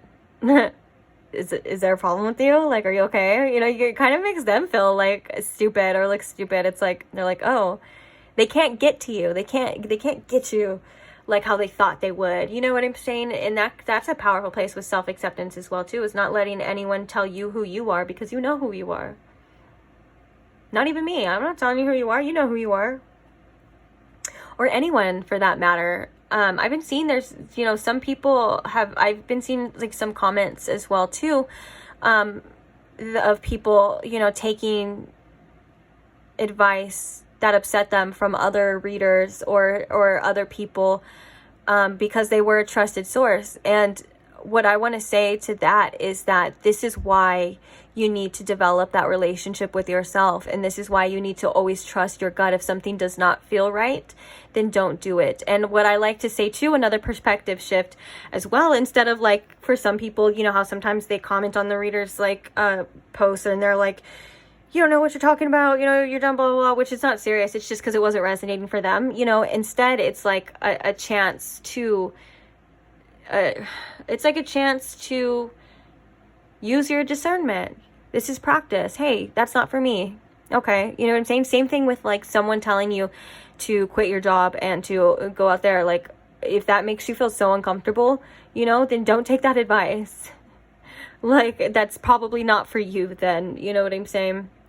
So I think that there's a huge and I think you guys are doing this too, just so maybe this is confirmation that you are on the right path, because there's a huge need for to develop this like really strong bond and relationship with yourself, because that is the best relationship you will ever have. Let me tell you, it took me so long to learn that too, but now that I did it and I'm doing it, of course it's like it's a growth thing too, it's a healing thing too. It's never like 100%. Like, maybe you feel 100% on some days, but I'll tell you, man, best thing I ever did for myself.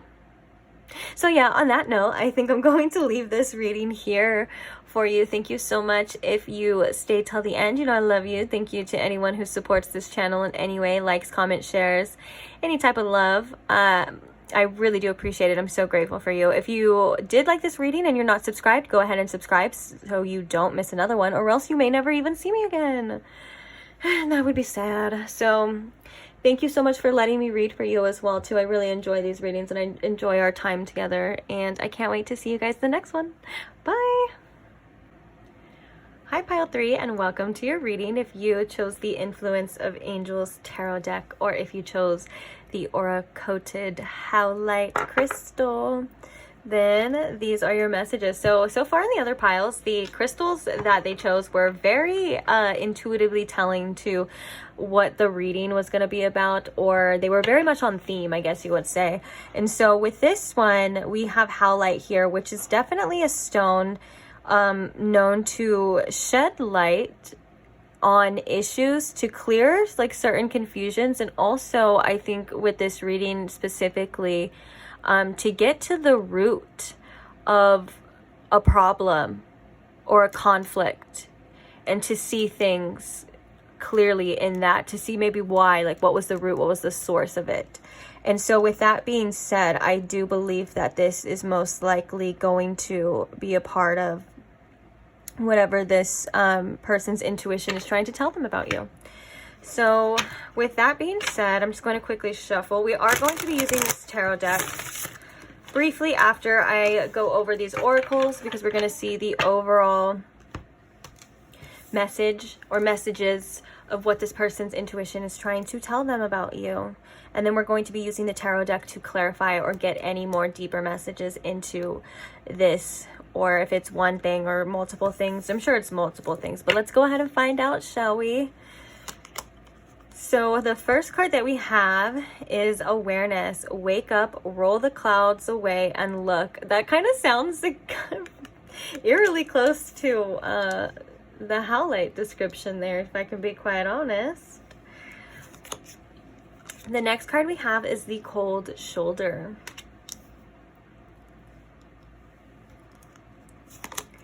The next card we have is the Holy Amethyst, which is divine alchemy. Move beyond current challenges. Focus on what you desire.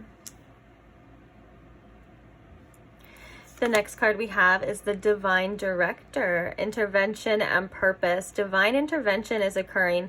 Know that you are being guided. Happiness is your purpose. The next card we have is friendship. I understand that a friend is in my life for a reason. Look at all this purple energy here too. Crown chakra energy. I'm going to try to fit all these in as much as possible. Some piles get a little bit of oracle, some piles get a lot, you know, but I don't question it. I just try to fit them all in. All right. The next card we have is the Great Serving with Mars energy, anger, conflict, softening to love. And then the last card we have is the Seven Star Sisters, birthing creations, tapestry of life and expression. The Seven Star Sisters. That's like, I believe that's the Pleiadians energy as well. Okay, okay. All right, let's talk about it. Ooh, bottom of the deck we have the Tower. So one of the first things that I am noticing here that their intuition is trying to point them towards is really, first things first, is to really sit and listen. That's something that their intuition has been trying to get them to do, I think, for a long time, is to sit down and listen to what things are trying to tell them, specifically in this case to what their anger is trying to tell them. I think that this person has a tendency to react in certain situations in anger and say things that they don't mean at times, as well as I think they may use anger in a way to avoid other emotions and avoid the process of looking deeper under things, so they kind of cover it up with anger at times. And this is something that their intuition is really trying to get them to look at in order to resolve certain conflicts in their relationships. So this is obviously about you, so your connection, your relationship as well too. One of the things that I feel that this person has is some sort of hard exterior when it comes to accepting help from other people and allowing other people in. Specifically you, and I think a lot of this has to do with trust.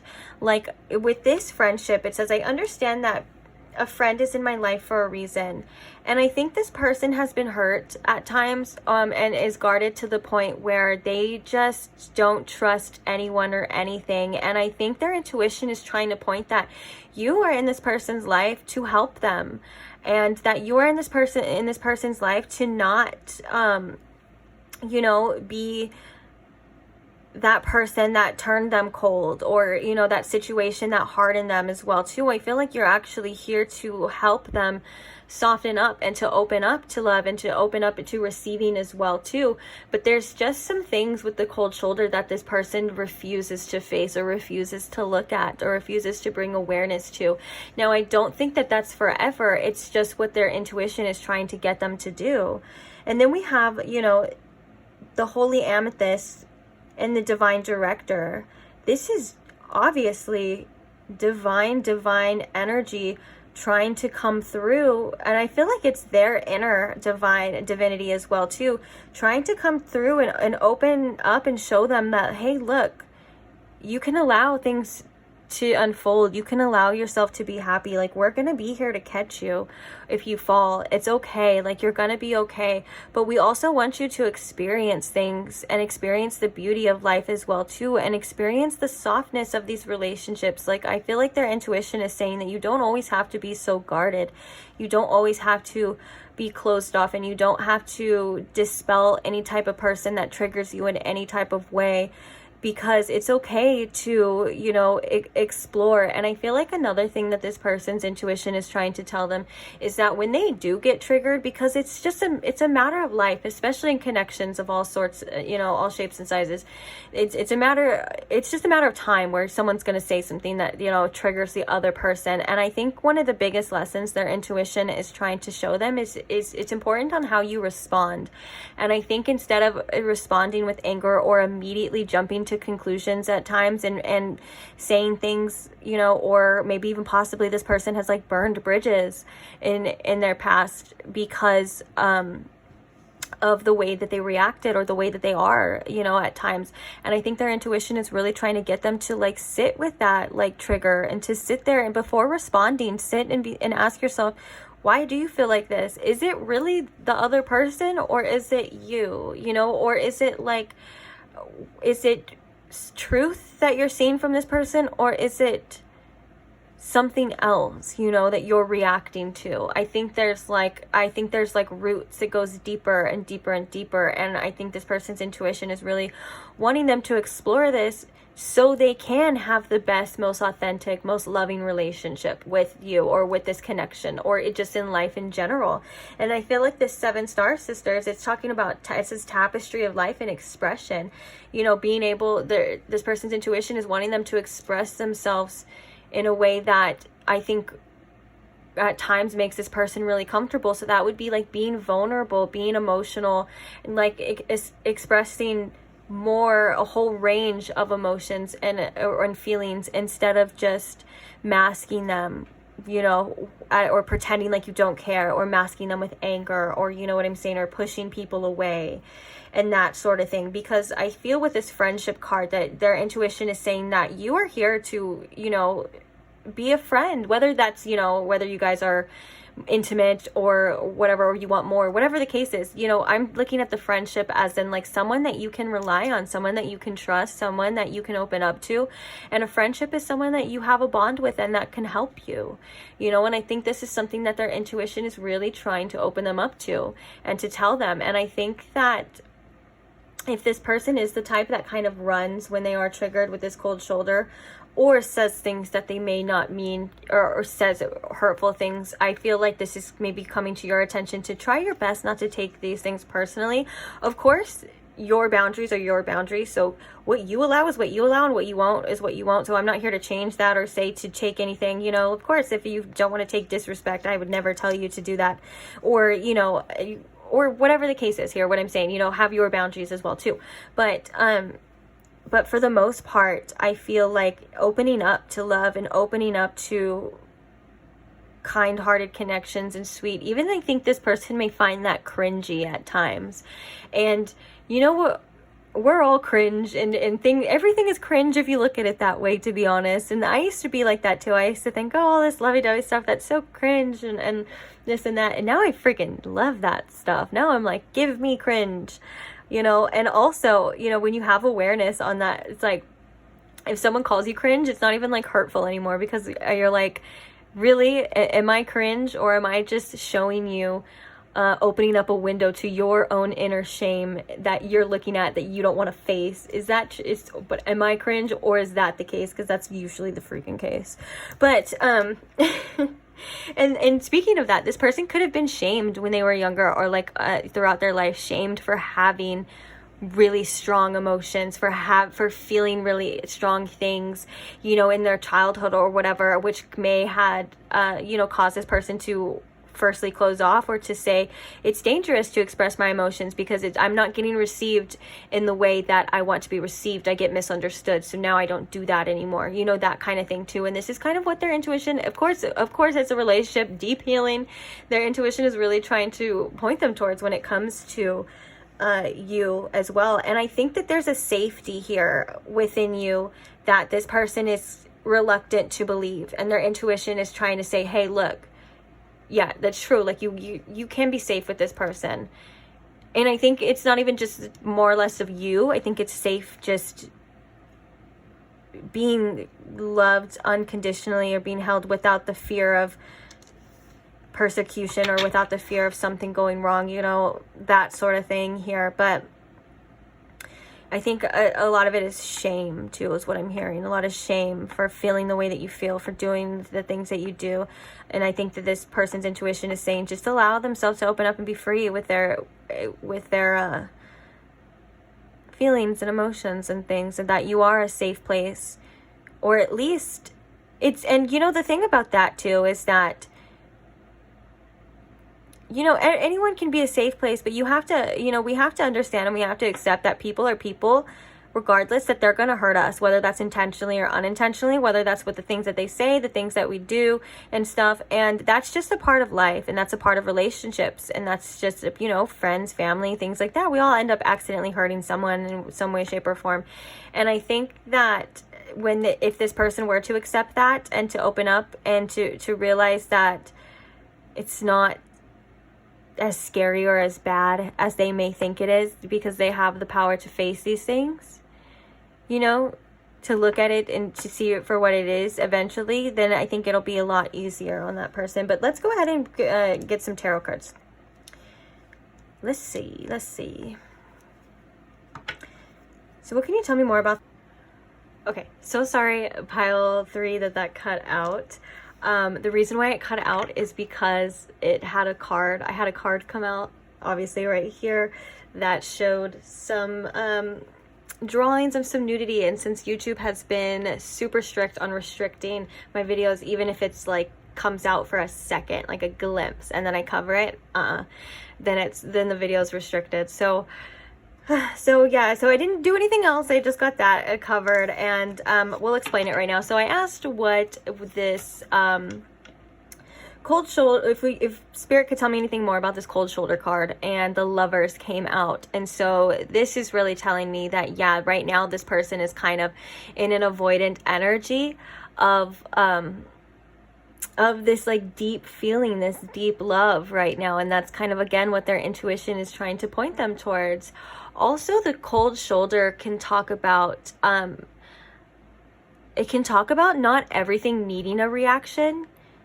And that could be, again, with that, like, everything, maybe like if this person is the type to, like, everything someone says, they're like, oh, they get offended, or they react in a way, you know, that can also be something that their intuition is trying to say too, because that was that message too of kind of getting quiet as well, like kind of quieting down and not speaking so much, and being like, well, wait till you have all the facts, or wait till you hear to understand, you know what I'm saying? Like, you don't have to react just yet. So that's another message coming with that. But yeah, for the most part, I feel like the Lovers card is a lot of the times it's about like just kind of fully embracing, you know, that path of deep love and making choices out of love and doing things like that. And so could be something that right now this person is just in a not really looking at avoidance of, due to obviously the things that we were talking about earlier. But their intuition is trying to get them to look at it, to go down that route, you know, to be like, hey, like, there's somebody here with the Lovers that, you know, can help you out a lot in life, and that can show you, you know, there's somebody here that wants to be, you know, that person, or there's regardless of what you want, you know, there's like a lot of potential here, and like possibly a soulmate connection with the Lovers here as well too. And so this person is, even just the imagery as well too, like the cold shoulder, this is backwards, you know, they have their back turned, but they're kind of peeking over with their head as well too. So it's like they're looking, but yeah, they could just be like right now too, not too emotionally available, and their intuition is like, no, emotions are good, they're not bad. Like, see, delve into this, explore this more, you know. But let's go ahead and see, what is this? I really want to know what this divine director, the divine intervention card. So divine intervention is occurring. Know that you are being guided. So what can you tell us more about this, Spirit? It's divine. You know what? I'm going to shuffle right here just in case something else pops out, because that would be horrible to just keep like doing that. And you know, I've been really good lately about checking the cards as well too. Like, I've been going through the decks and checking and like editing like the cards and stuff, because I'm not really good at editing on the computer. But And this one time I forget, the first card that pops out, I was like, oh geez. It was the two people naked in the Garden of Eden. Like, come on. Okay. Okay, we're safe. So we have the Six of Pentacles here. With this divine director, this divine, know that you're being guided. Okay. This is about this person, their intuition really trying to tell them that, you know, what they give definitely comes back to them as well. And so the more love that they give, the more openness that they give, they will receive the same amount of love, if not more. And I think that also another message with this is that they're being guided by their intuition, again, to be more open and more generous, and to look at things from a different light, like a more giving perspective. And I think that this is about them too, with the Six of Pentacles here in this card. I really believe that this is about like them trusting in the universe again as well too, because it talks about happiness being your purpose. And I think it's like they may think that if, you know, they go down this path, or they explore this path, that they'll be left without, you know, they'll go without. And you know, their spirit and their intuition and the universe is telling them like, no, like we are going to take care of you. Like we'll give you what you need. And we always give you what you need. And I think that that goes again with that friendship card of like, there's people in your life for a reason. Like we're not just putting you through these things or showing you these things to make you uncomfortable and to make you run away. Like, you know, we want you to really embrace these situations, embrace these things, and to give as much as you possibly can, probably without expecting anything in return. Like a very generous type of energy is what their intuition is telling them to be. Because maybe this person is usually expecting, like they go through connections where they're like, or they go through people where they're like, okay, I did this for you, now what are you going to do for me? You know, at times. And I'm not saying that there's anything bad. I can see that there's sometimes we have to learn to be that way, especially when we've been taken advantage of. That kind of mindset comes along with being taken advantage of. And so does anger as well too, you know, in our lives. And so this person may have had to put on this front of like, well, I'm not going to give too much because they'll take advantage of me again, like, you know, like what happened before. I'm not going to show too much, I'm not going to say too much good things, obviously, because I think this person says a lot of the time, or what I did at one point. But you know, you get what I'm saying. Like, it's okay to be generous and loving.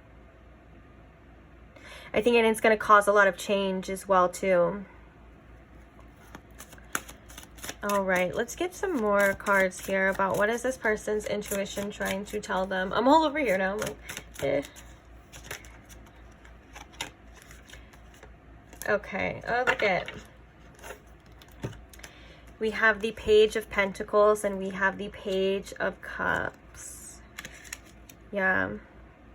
A lot of inner child healing.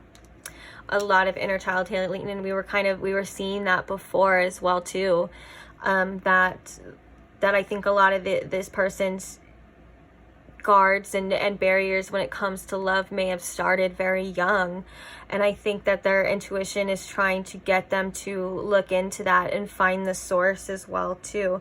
And also the Page of Pentacles is coming through to say that okay, and I'm also hearing that the Page of Cups, their intuition is trying to get them to be a bit more optimistic as well too, and embrace the unknown, embrace the surprises, and allow things to unfold naturally without trying to control things. And that there is a tremendous amount of growth and potential here with the Page of Pentacles, because the Page of Pentacles is the starter for the skill development, where you're learning to develop skills and traits, and then you'll eventually grow into, you know, the king when you get there. But like right now, it's okay to be the learner. It's okay to be, you know, to look at things through curious childlike eyes as well, and to ask why you do things, and to do things with a more curious nature and a more lighthearted nature as well too, is I think something that this person's intuition is trying to tell them. Maybe to, you know, embrace that inner child, and also, you know, be a little bit more lighthearted, not take things so seriously, not take things so personally, kind of learn to laugh things off a bit as well too. But the main message is definitely like inner child healing for sure with this connection, in a good way. You know, one of the best ways to heal our inner child is through laugh, is through love, is through giving ourselves those loving experiences that we felt we went went without, you know, as a child. And so this is, I think, an important lesson for this person to learn, that the universe isn't just out to get them too. The universe just doesn't bring them pain and suffering and sadness. It can also bring them things, you know, that are beautiful and things that work out, and, you know, loving things, if they're open to receiving it, though, if they're open to it. But if they're not open to receiving it, then they can't, then, you know, then you get nothing.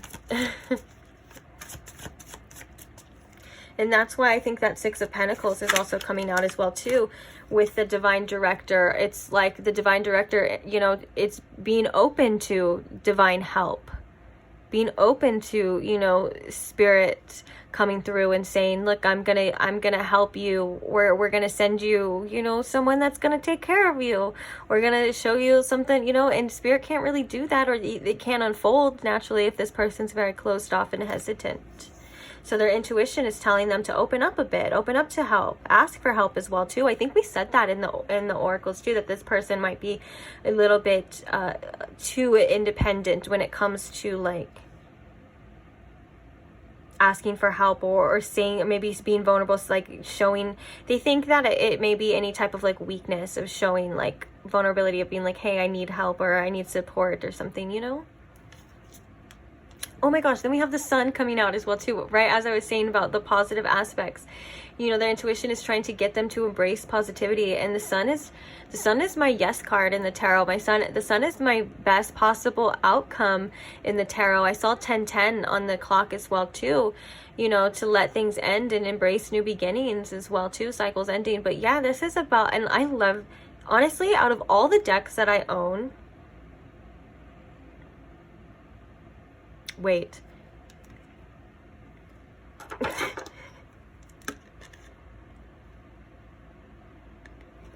There's nothing, I don't think there's anything wrong with that, but you know, I can't be too sure. You can see I've been hit a few times, guys, and it's affected me. Now I have to be extra precautious, especially during this, if you're watching this as I post this, during this past Mercury retrograde. Oh my gosh, like I had all of those things were coming up, all of those things were happening to me.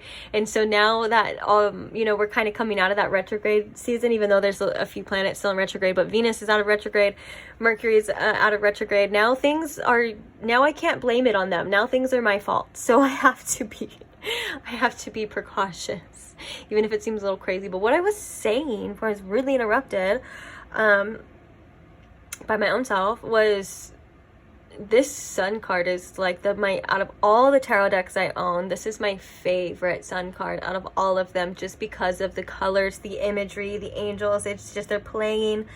It gives you a beautiful feeling. And I feel as though that this is that light and that warmth that their intuition is trying to get them to shine on, like into this experience, into their life. Like, look, like you can trust the light, you know, Lana Del Rey, Let the Light In, is a channeled song, but you know what I'm saying? And I think that's very telling to all the messages throughout this reading. But now I kind of want to switch focus here now, guys, and I want to get some channeled messages from this person before we get some advice for you here.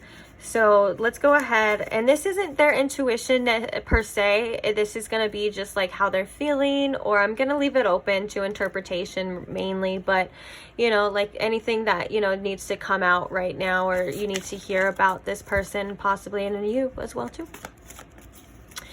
So what are some channeled messages that they would like pile 1 to know, pile 1, oh my gosh, I'm so sorry, that they would like pile 3 to know? Is there still a chance? Wow. They're like, did I screw the pooch? Did I screw it up? I want to move in together. That's a little fast. I'm just kidding. I have no idea about you're getting old. I'm just reading it for the first time. Oh, that's a little fast. So we have unblock me right now. So yeah, this person probably had said or done some things to cause friction, to say the least, you know, in this connection. And I do feel like they're like willing to or wanting to open it up. But you know, one thing that I'm hearing as well too is that if they're not listening to their intuition, which if I could be honest, I don't think that this person does, because I feel like their intuition has been trying to get them to listen, but I feel like their thoughts and their conflicts, their inner conflicts and things right now specifically are so loud that they're not able to hear it, or they're not even willing to do it right now. And so I can't help but to speak the message, the truth of the message for some of you, that this person, even if you were to just unblock them, that it would probably just be repeated. And that's all I'm saying on that. But also, I'm not telling you what to do, though, at the same time too. I'm really like, do what you want. I'm not, and I would never judge you for doing anything too. And it's different for, also remember guys, this is a general reading too, so it's different for every single one of you. So, but that was a message kind of coming through that, you know, an apology without change is just this repeated behavior.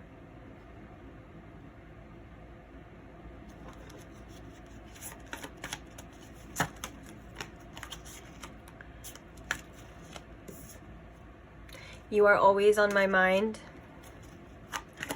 Okay, let's get like one or two more from this person. You are always on my mind. You are always on my mind. Okay, you turn me on with everything that you do. Ooh, spicy. Person is very attracted to you. Last but not least, we have I don't know how I feel, and then the bottom of the deck is I have head over heels for you and I don't deserve you. Okay.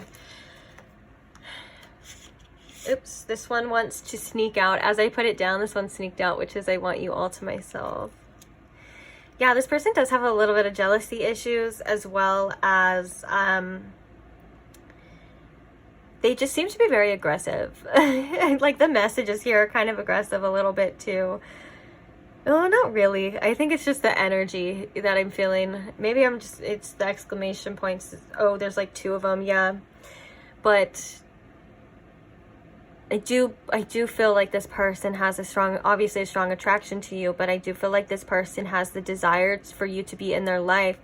I don't doubt that whatsoever. I think that this person just has some things that they need to work on within themselves, some issues to face before being able to have what it is they say that they want, if that makes sense. You know, it's like you can say you want something, but if you don't know how to get there, you don't know how to get to it, then it causes, you know, conflict and confusion and just a mess, quite frankly. But I do believe that the love, obviously the love is there, the want and the desires are there. It's just they got some things to face, which don't we all? You know, I don't like to just pinpoint and judge. We all got our own things to face. We all got something to do, something to learn, something to be better at, you know what I'm saying? But I'm kind of speaking, I feel like I'm speaking more in turn of like for you, like within this connection, which is actually bringing me to the advice right now, which we're going to look at. But also protect your energy as well too with this cold shoulder. It could go for you. Not every single thing does need a response to get a knee-jerk reaction out of you. Be careful how you do react as well when it comes to certain things, because that's your energy, and that's people trying to, well, not trying to, I don't think they're consciously trying to, but you know, people, when they get a rise out of you or they can control you by their emotions, they're taking your power away. They really are, by knowing how to push your buttons and making you react. That's basically saying like, dance, you know, do this. I say this, you do this. You know what I'm saying? So also remember to be in control of your own self as well too when it comes to this person, because I'm feeling very tired for some reason. So I don't know if this person likes to pull on your energy, or I don't know if this person likes to get a rise out of you as well. Just to some situations, and for some unhealed people, you know, when they do things or they say things and other people act out in anger, or they like to get a reaction out of people, that in turn can show them, to them that means you care. To them that means you love me, because you're reacting in such a strong, passionate way. There must be something there. You know what I'm saying? And that's not a healthy dynamic or a good outlook to have, because you don't want something based on where it's purely just reaction and anger and hate and fighting. And you know what I'm saying? That's not a way to live. And for some of you, that doesn't have to be the case all the time. I'm really speaking, I think, to a specific group of people within this pile. So let's go ahead and get some advice for you. What advice do we have here?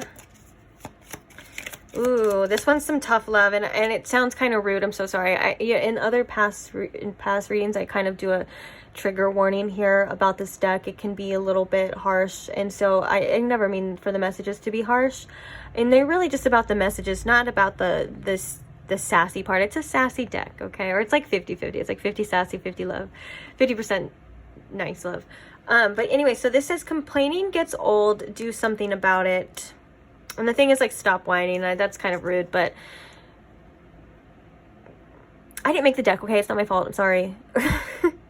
But anyways, complaining gets old. Do something about it. Yeah, this is about you as well, too, creating the change in your life. If you're able to see these cycles and see the, you know, repeating these cycles, something has to differ. Something has to change. And it looks like you can't control other people and what they see and how they change. Like, you can't control this person's journey and how fast they realize and how fast they change.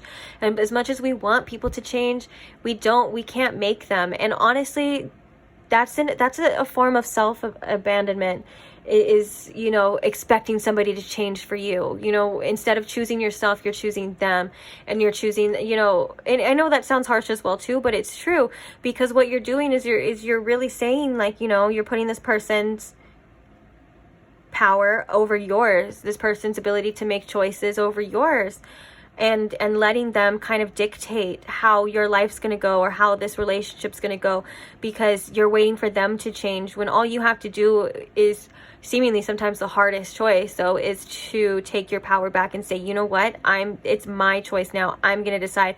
Look, I asked you to do this. I waited for you to do this. You know, we did this for so long and you're not doing it. So now something has to change, because I can't keep doing it this way. I can't keep going on this way. I can't keep experiencing this. And your refusal to change is showing me how far you're able to meet me and what your true intentions sometimes are. And whether that is their intentions is to change, they have no idea how. And I feel like you've been shown this. And so now it's time to take it back in your own hands and say, look, something has to change. So, and I can't make you change, so I gotta change. And that could be by changing the outcome, you know, that could be by stepping away, that could be by, you know, focusing on yourself, whatever it is. Or for some of you, you know, it could be changing how you react as well, too. I don't want to go, I guess there's so many different ways it could go, you know, so I don't want to just be like, oh, it has to be over, it has to end or whatever, you know, but for some of you it could, and it may not be forever, you know what I'm saying, but the severity depends on your situation. But, you know, it could be the change within you too, is like, maybe when this person says something, I'm not going to react this way, because I know that they're just trying to get a reaction out of me, or I know that they're just trying to get attention, or they're just trying to say that to get this reaction. You know, you are in charge of your own self and what you allow and what you react. So that's also a definite example too of being the change. Not, you know, reacting differently. Having the same thing happen, but reacting differently. Okay, any more messages here for pile 3? Oh, we have a nice one now. You are perfect, and there are always ways to improve. Both are true. Bottom of the deck is fear equals feedback. There is fear that keeps you safe and fear that holds you back. Learn the difference. Your intuition may be trying to tell you sometimes about this person and their reactions as well too. If this person gives you extreme anxiety, just for an example, this person gives you extreme anxiety a lot of time because you don't know how they're going to react. That could be your intuition telling you that you may not feel safe around this person, or that this person doesn't make you feel safe. Even though you could be a safe space for this person, that doesn't necessarily work both ways as well too. So pay attention to that. Actually, I'm going to let you in on a little secret. Since you're here, since you stayed this long, I'm actually going to be working on the second part of this video tomorrow. So I don't know, actually I'm saying tomorrow, like I know when the hell you're going to be watching this. If this is later, then just know it's probably already out. But the opposite end of the opposite end of this reading. So this one is what is their intuition trying to tell them about you? The video is going to be, what is your intuition trying to tell you about them as well too. So if that's something you're interested in. But yeah, you're perfect just the way you are. Don't make anyone else make you feel any other way about it. And yes, like how it says, there are ways to improve. Like, you know, sometimes we get caught in this healing journey of like self-improvement, and the whole point of this was just to remember that you were perfect in the beginning anyways, that there was nothing wrong with you. Now we do heal and self-improve to make our lives better, to make our relationships better and things like that. So it's very important to do that as well. But also remember that there's nothing wrong with you, and you are so worthy of love, and you're worthy of respect, and you're worthy of somebody understanding you, where you're coming from, and possibly not always wanting to make it an argument, or wanting to, or being defensive and saying that, you know, you're doing something wrong, even if you're just trying to express yourself. Okay, so you're worthy of that. There's nothing wrong with you. You're able to be understood by the people who are able to understand you. Okay, that was a very specific message as well too. All right, one more for the road. Any more? Oh geez, just as we said that, your intuition is a superpower. Listen to your gut. It knows stuff. Some of you may not even need that other reading. I thought that it was interesting with that other one and this one now too, that it was kind of coming up about like your intuition, because that was the plan, to do both to do both ends of the spectrum. So yeah, listen to your intuition about this person. Just because, like I said before, just because this person's intuition is trying to tell them that you're safe and that this is good, and you know that they need to embrace love more, does not necessarily mean that your intuition is saying the same thing about them. And so you know what to do, and you know what it is that you need at this time. This is coming through to say to listen to your intuition, to trust yourself, to trust your intuition.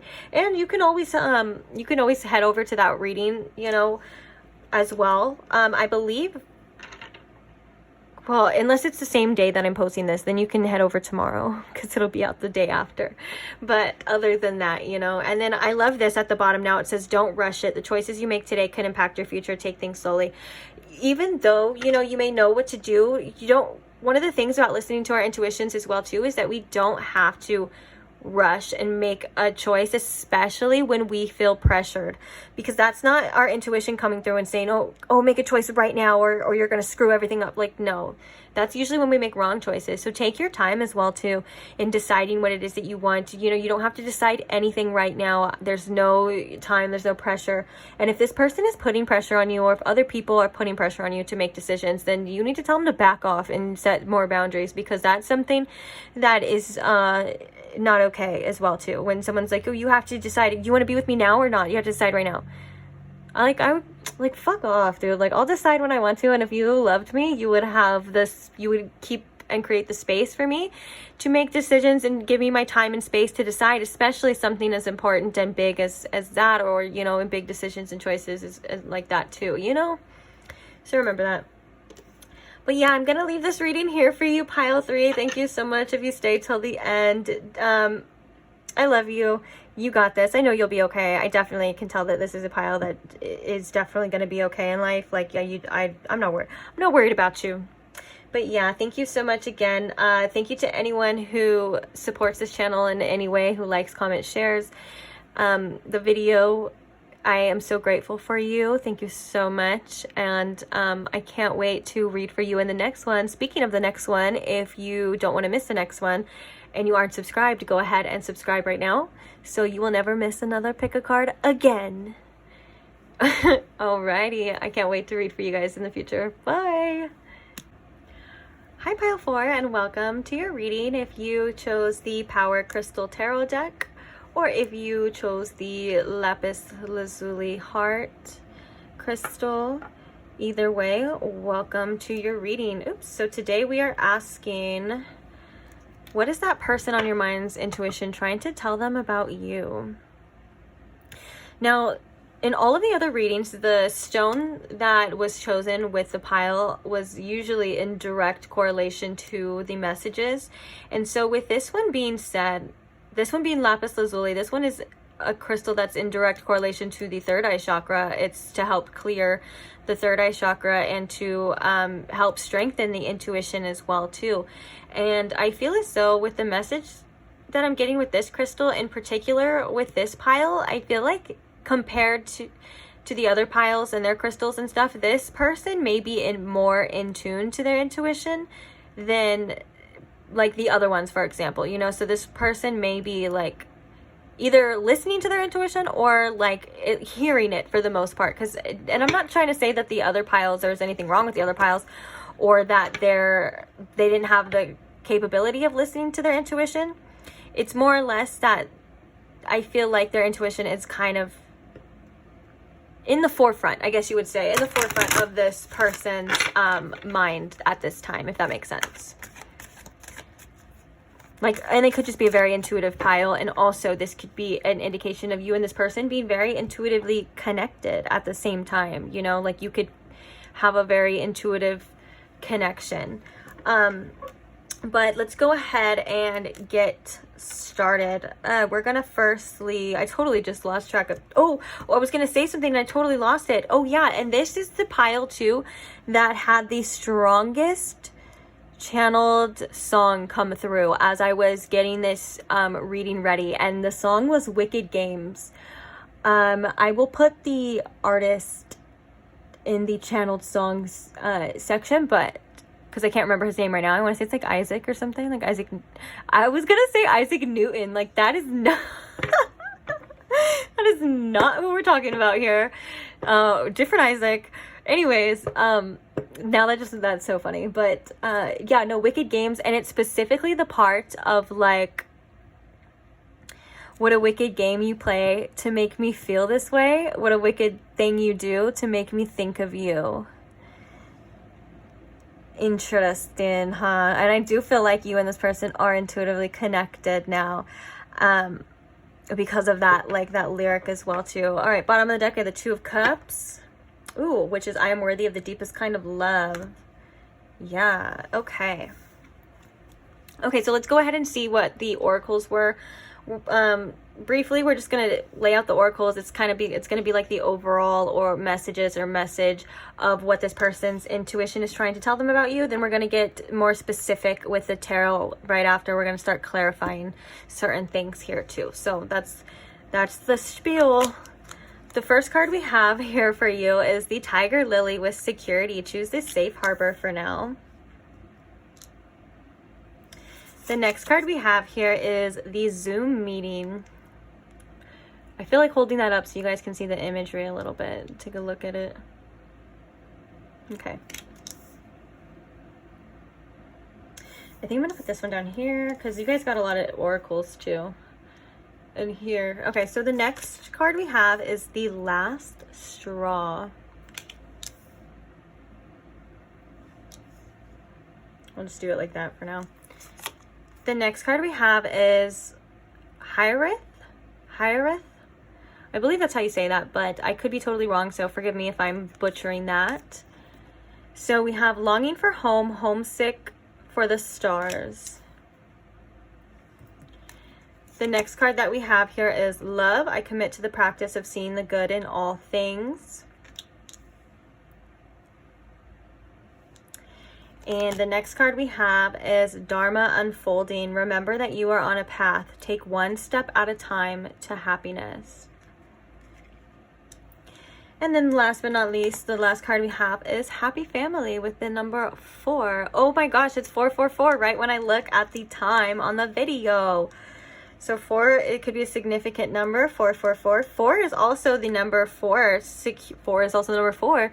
Security as well too. It's for foundations and security, as well as you can go to Wendy's and get the 4 for 4, and you can get lots of food for like $4. I think it's 4 items for $4. 4 for 4. All right. Anyways, let's focus on your reading now. I'm so sorry. What is this person's intuition trying to tell you, or trying to tell them about you? Let's really focus now. I actually feel like holding some of these crystals here. The first thing I feel, though, especially with that channeled song and this security card, that their intuition is trying to lead them towards you. But I feel like this is a type of person that, for whatever reason, was really stuck in their own ways, or is really stuck in their own habits of like their day-to-day routines, maybe just old ways of doing things. This could possibly be even old thought patterns as well, or old beliefs about relationships and about love. And the reason why I say that is because with this Zoom meeting card, I feel like this is about going through the motions of your day-to-day life it's seemingly okay, like you're good, you got it, you got everything that you need and everything like that, but their intuition is there's something inside that's telling them, I want more, I need more than this isn't enough anymore. And I think one of the issues right now with this person is that what was enough for them in the recent past was fine, and now all of a sudden they want more. This could be because of you as well too, like them seeing, you know, the potential in a connection or wanting this connection with you. And also I feel like what is coming up that their intuition is trying to push them through is to kind of get out of that security blanket of, you know, doing things on your own as well too. This person could be like a little hyper independent and not really ask for help or want help or anything like that. And I think with this this energy of this last straw as well too, and this longing for home card, I feel as though this person didn't even realize that they were missing something until they came across you, or until their intuition started pulling them towards you and was like, hey, like there's a whole nother life to be had here, or there's a whole nother experience that you can have here. You don't have to keep doing the same things the same ways all the time. Like, it's time for change, I feel like, is what their intuition is telling them, and it's time to embrace this path that they feel that they are drawn to, especially with Dharma unfolding. Dharma is quite literally your path that you are meant to go down. Some people refer to it like the karmic path. I know that technically there's differences, but I'm not gonna specifically get too much into it because I don't want to, you know, say something that's wrong for the most part. But I do know that when people refer to the Dharma, it's a path that is most likely felt as well too. It's not something that you're seeing or you're hearing that, okay, I'm gonna do this, I'm gonna do this. It's a feeling that is pulling you towards where you need to go, or it's whatever it's doing, I guess, at the time. And I feel like this is their intuition leading them towards where they are meant to be. And so I believe with this happy family and the number 4 security, you know, this is something that they almost didn't see that being possible in their future. But now it's like they're getting the glimpse of it, they're getting an idea of it, and they're starting to, you know, want it even more. They're starting to realize, like, hey, this actually could be for me. As well as I feel like what this person does, or at least was doing for a while, that they didn't even realize, is that they were putting on a mask before and acting as though they were happy and acting as though that everything was fine. And they had these like sudden realizations that it wasn't, that they weren't happy, they weren't fulfilled, that the life that they were living was just, I want to say mediocre, but that sounds so horrible to say. I'm so sorry to say that, but like to I think this like inner feeling, it's like it was a little bit mediocre. And now with that being said, it's like they just want more.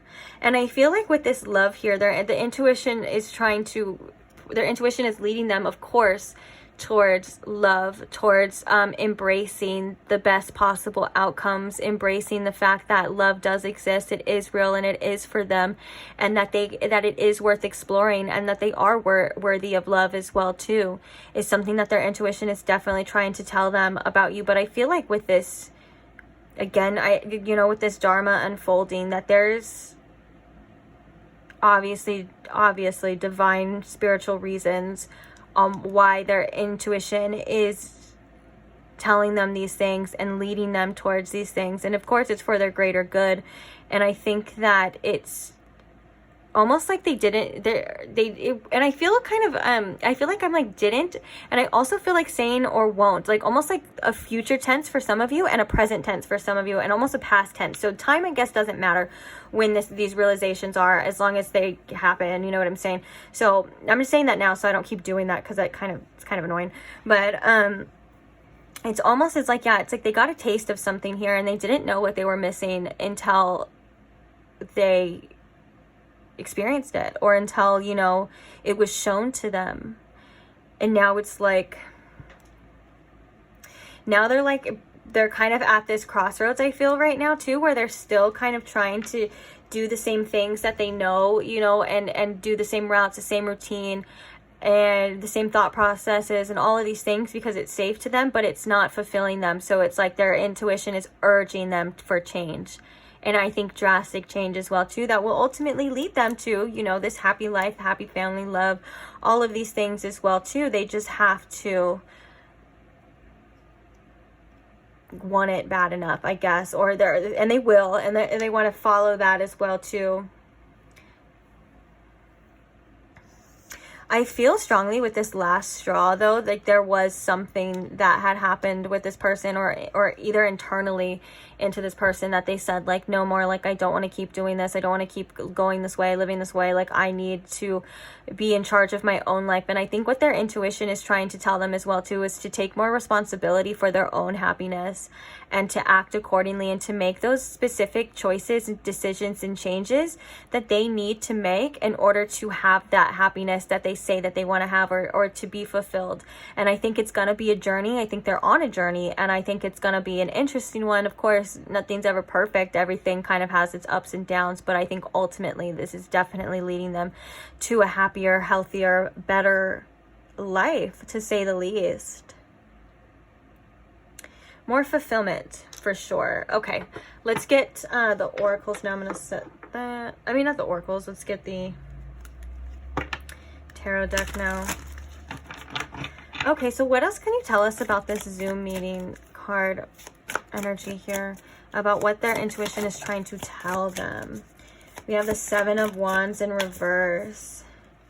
And it's crazy because as I actively hold true to my values, this is exactly what we were talking about, to release that need of staying the same, like to kind of let down their guard a bit, and also be open to change, like to not do the same things over and over and over again if they're not fulfilling you. You know, it's like work on your own happiness, do things for yourself, and obviously for this connection as well too, and kind of step out of that comfort zone. Like we were saying before, it's kind of that energy of like this person being very stuck in their old ways, but also not being happy anymore by doing that. And so that's kind of that cause for change here. So we have the Four of Cups, and we have the Nine of Pentacles here as well coming through too. So we have the Four of Cups, which can be like an avoidant energy for sure. But I feel like right here, there's a thing that says, I listen to my heart and follow my knowing. And then we have the Nine of Pentacles, which is like, I take the time I need to nurture myself. But I feel like with this Nine of Pentacles too, you know, this person could have been fulfilled on their own. You know, this is a card of like independence as well. And I think with this, along with this Four of Cups, this is like, oh, I don't need anybody, but they're not necessarily like thrilled. Like the Four of Cups is an energy of like, okay, I mean, like with these two cards together, it's an energy of like, okay, I'm good on my own, but like I'm bored. I want more, you know. I want to see other things. I want to explore. I want to see what else this life has to offer. And I think this connection is possibly coming through to this person at the most perfect time for this, you know, so they don't have to be so bored or independently by themselves, or whatever the case is, whether it's by themselves or whatever, just single, you know. I think the Nine of Pentacles is definitely very much single energy, and they're like, okay, I kind of, it's safe, it's comfortable, I can do it, but I don't know if like they're like, I'm bored, I want more, I want love, I want my happy family, you know, I want better things.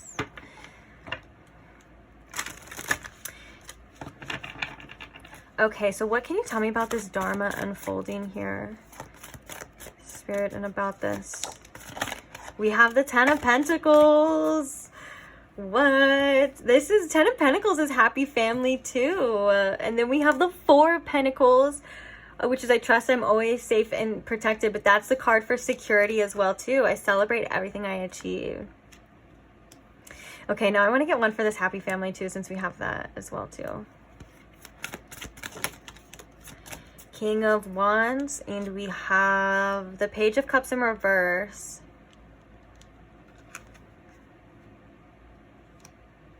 For some of you, this person could definitely want children with you, because the Page of Cups in reverse could be a desire for children, since it is a child energy. It literally says, I'm as young as I choose to feel, but I think that it's more or less of like, what's missing in my life is like a family, is like a love, is everything, you know, that I want. And I feel like with this King of Wands, for some reason, it's giving me like head of household too. Like, and it's also about deciding, making decisions in your life and taking charge and being that leader in your life and not letting things slip by anymore. Like taking control and saying what it is you want, doing what it is that you want, wherever you feel like your passion is wanting to go towards. And I think that's towards seeing where the future holds of this connection. Or like for some of you, you may have kids with this person as well too, and maybe they want to be a better figure in their life, or they want to be more a part of their life. You know what I'm saying?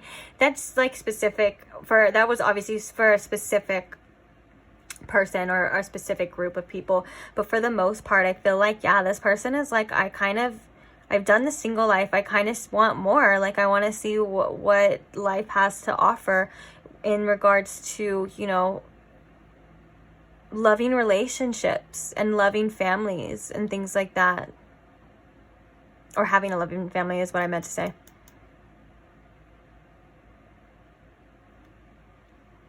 Bottom of the deck, we have the Hierophant, which is I'm ready to love and learn. But the Hierophant is all about higher commitment as well too. So their intuition could be just pushing them to be more committed to you, to being a better person, being a better role model. Because in order to be a father figure, you know, you want to be, you want to have a good role model and a good head on your shoulders as well, you know. And I think that a lot of this is like future energy building, or going after things that you want in your future. I love that we have the 9 and the 10 right here too. So it's like taking the next steps as well.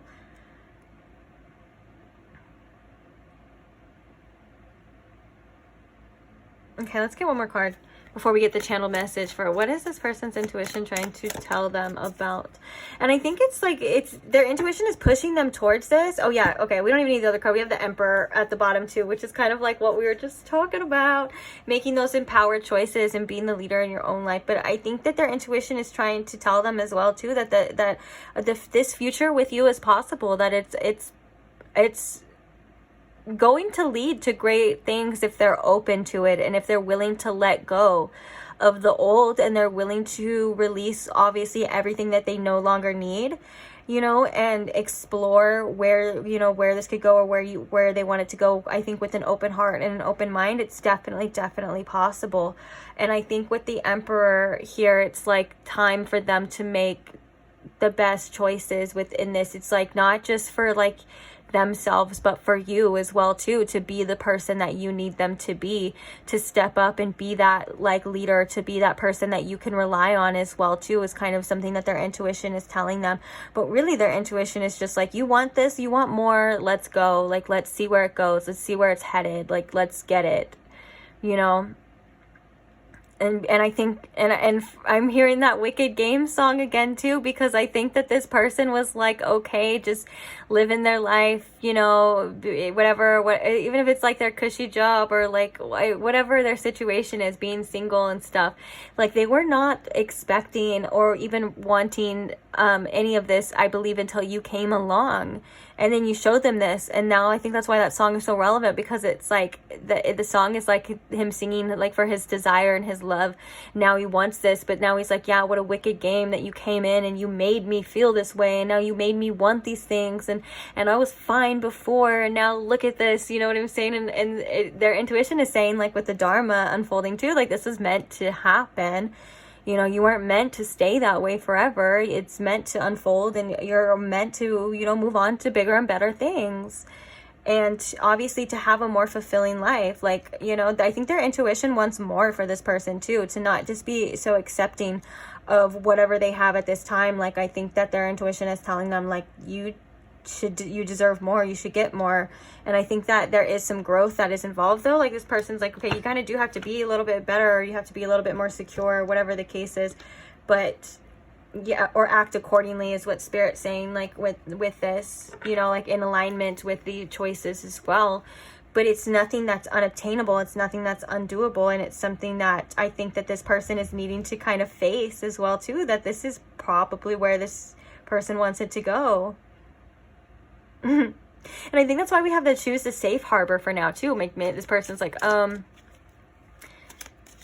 that's scary. And also when you think about it like this, like how we're looking at it like this, I'm also hearing, I'm getting like a little anxiety because that's like so many steps, so many things in the future. And this card talks about only taking one step at a time, that all you have to do is just see, you know, one step closer, one step at a time, see where it goes. You don't have to, this person doesn't have to even like realize a lot of this right now. It's this is just what their intuition is leading them to, or trying to tell them about you, that, you know, this could be a fulfilling connection. This could be something, that future, you know, that they have always wanted, that they may not even have known that they always wanted, you know? And that's why, again, they're like, how do you make me feel this way? I think there's a need for this person to be more accountable of their feelings as well too, though, about why they feel this way. Oh my gosh, why am I using this deck? It's not time yet. Excuse me. I'm asking you why, like you would know. They're like, I have no idea. Why are you doing that? All right. So, oh yeah. So what we're going to do is now we're going to get some channeled messages from this person. This doesn't necessarily have to be what their intuition is trying to tell them. I kind of just want to get some channel messages of like what's going on with them, maybe how they're feeling, where their head's at right now. But I'm also going to leave it up to interpretation as well to see like what's the reason. All right, so what are some channeled messages here from this person for pile 4, please?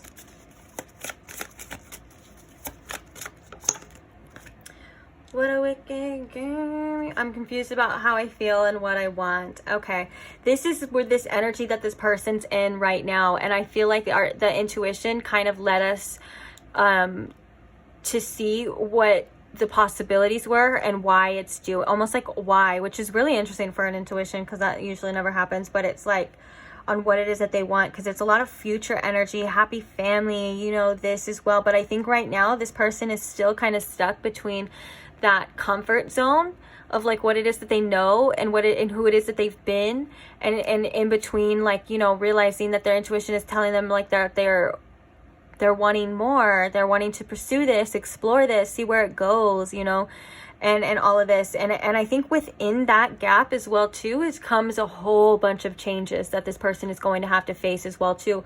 So I think that's why it is important to take it one step at a time as well. And obviously this person's going to have to realize certain things on their own and take their own certain steps. And, you know, if maybe this person isn't going to follow their intuition right away, you know, as well too.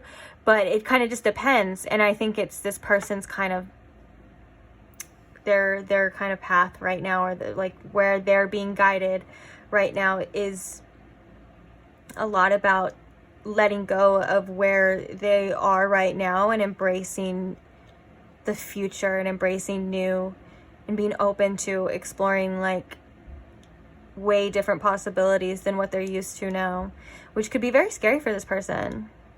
And I mean, way different possibilities is like being open to the fact of like changing your whole life and having someone that you can be with and love and have a family and, you know, and stuff like that. And I think that's just, for some reason, for some of you, I just keep seeing that this was something that this person couldn't even fathom. Like before, they were like, what the heck?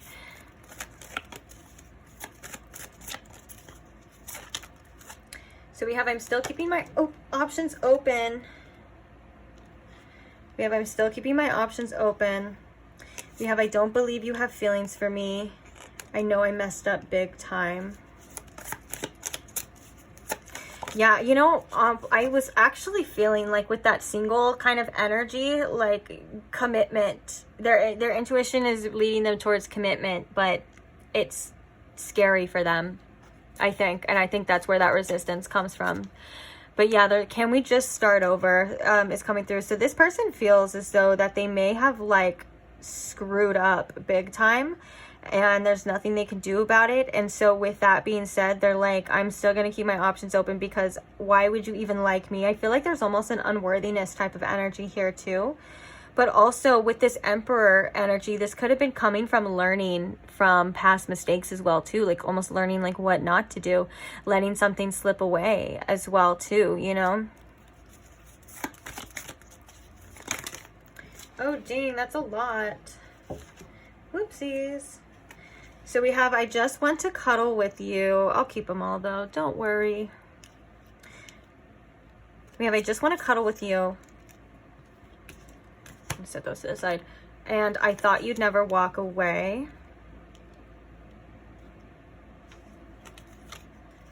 We have, I want to get to know you more, as well as I feel like I'm losing you. You make me so proud. I want to move in together, and I'm starting to fall for you. That's a lot of messages all at once. Even I'm like, well, but I do feel like this person is still kind of confused about what the future holds. And of course, you know, your intuition guides you to this, but that doesn't make you feel any more secure about it, especially when there's things going on. But I think that this person's intuition is really guiding them to just be better for you, to make better choices, not even just for you, but for them as well too, you know, and to step up. And like, I think I said that before too, like to step up to be that person that you need them to be, and to grow and to mature and to make these choices, you know, that they need to make in order to have that life. It's like there's no more messing around. There's no more, like the old ways aren't working anymore for this person. So it's really time for them to step it up. Oh, I did hear that at the beginning before I started the reading too. I heard like step it up or get it together, something like that. I think it was something different as well too. But yeah, to really like, and also own up to this person's like behaviors as well, and to learn from it rather than to run from it or to blame others or to blame this, you know what I'm saying? And I think that there's some growth here in order before we can get to, obviously, to that destination.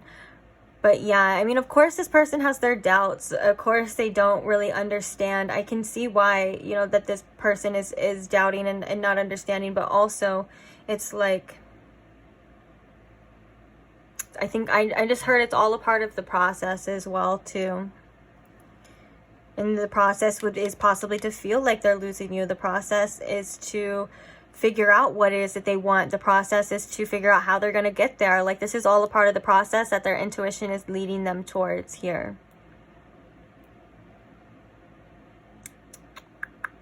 Yeah.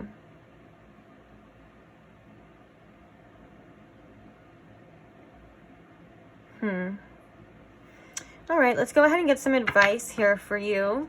So what advice do we have here for pile 4 about this situation here, Spirit? Eat your vegetables, watch your temper. Let's get one more. Don't roll your eyes at that either. Yeah, you need to eat your vegetables. That's so funny. Should we get one more? We'll talk about them all together, but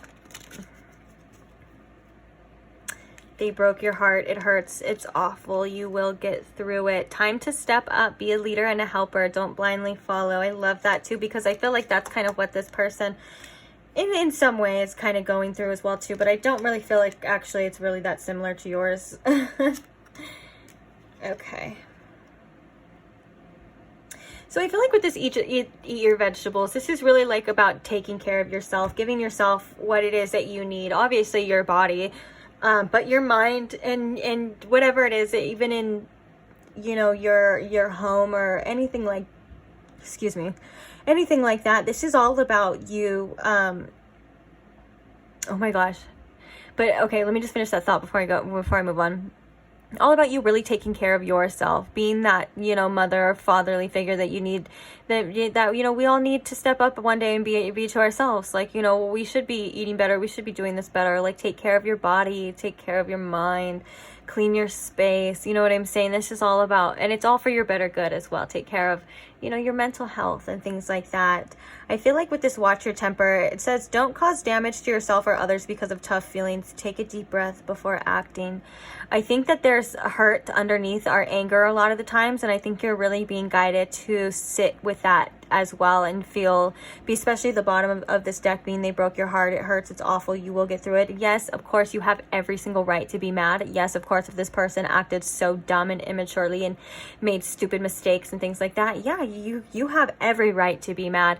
But I think it's how you express that anger that's really important as well too. Like, you don't necessarily need to go tell them to go F off, or you don't need to prove to them or show to them how their actions hurt you as well, because that's a waste of time a lot of the time for most people, you know. But to really understand that anger, you know, to feel it and to understand what's beneath it and why as well too, can be very healing for you. And then we have this don't roll your eyes, which is, it says disrespect, microaggressions, and rudeness just piss people off.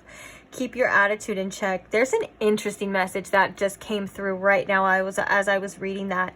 Sometimes we're not aware of how we come off to people, and that's inner aggression and inner feelings that we're refusing to feel and to acknowledge. Spirit's saying that it's going to come out regardless. And you know how, you know, for example too, is like if someone asks you to do something and you're like, you don't want to be mean to them, but say you're like frustrated and like your voice gets really like, like, you know, like you kind of get that attitude in your voice, or you roll your eyes automatically, or your voice gets real high pitched. Me personally, I get a little, my voice gets pretty shrill when I get like really overwhelmed.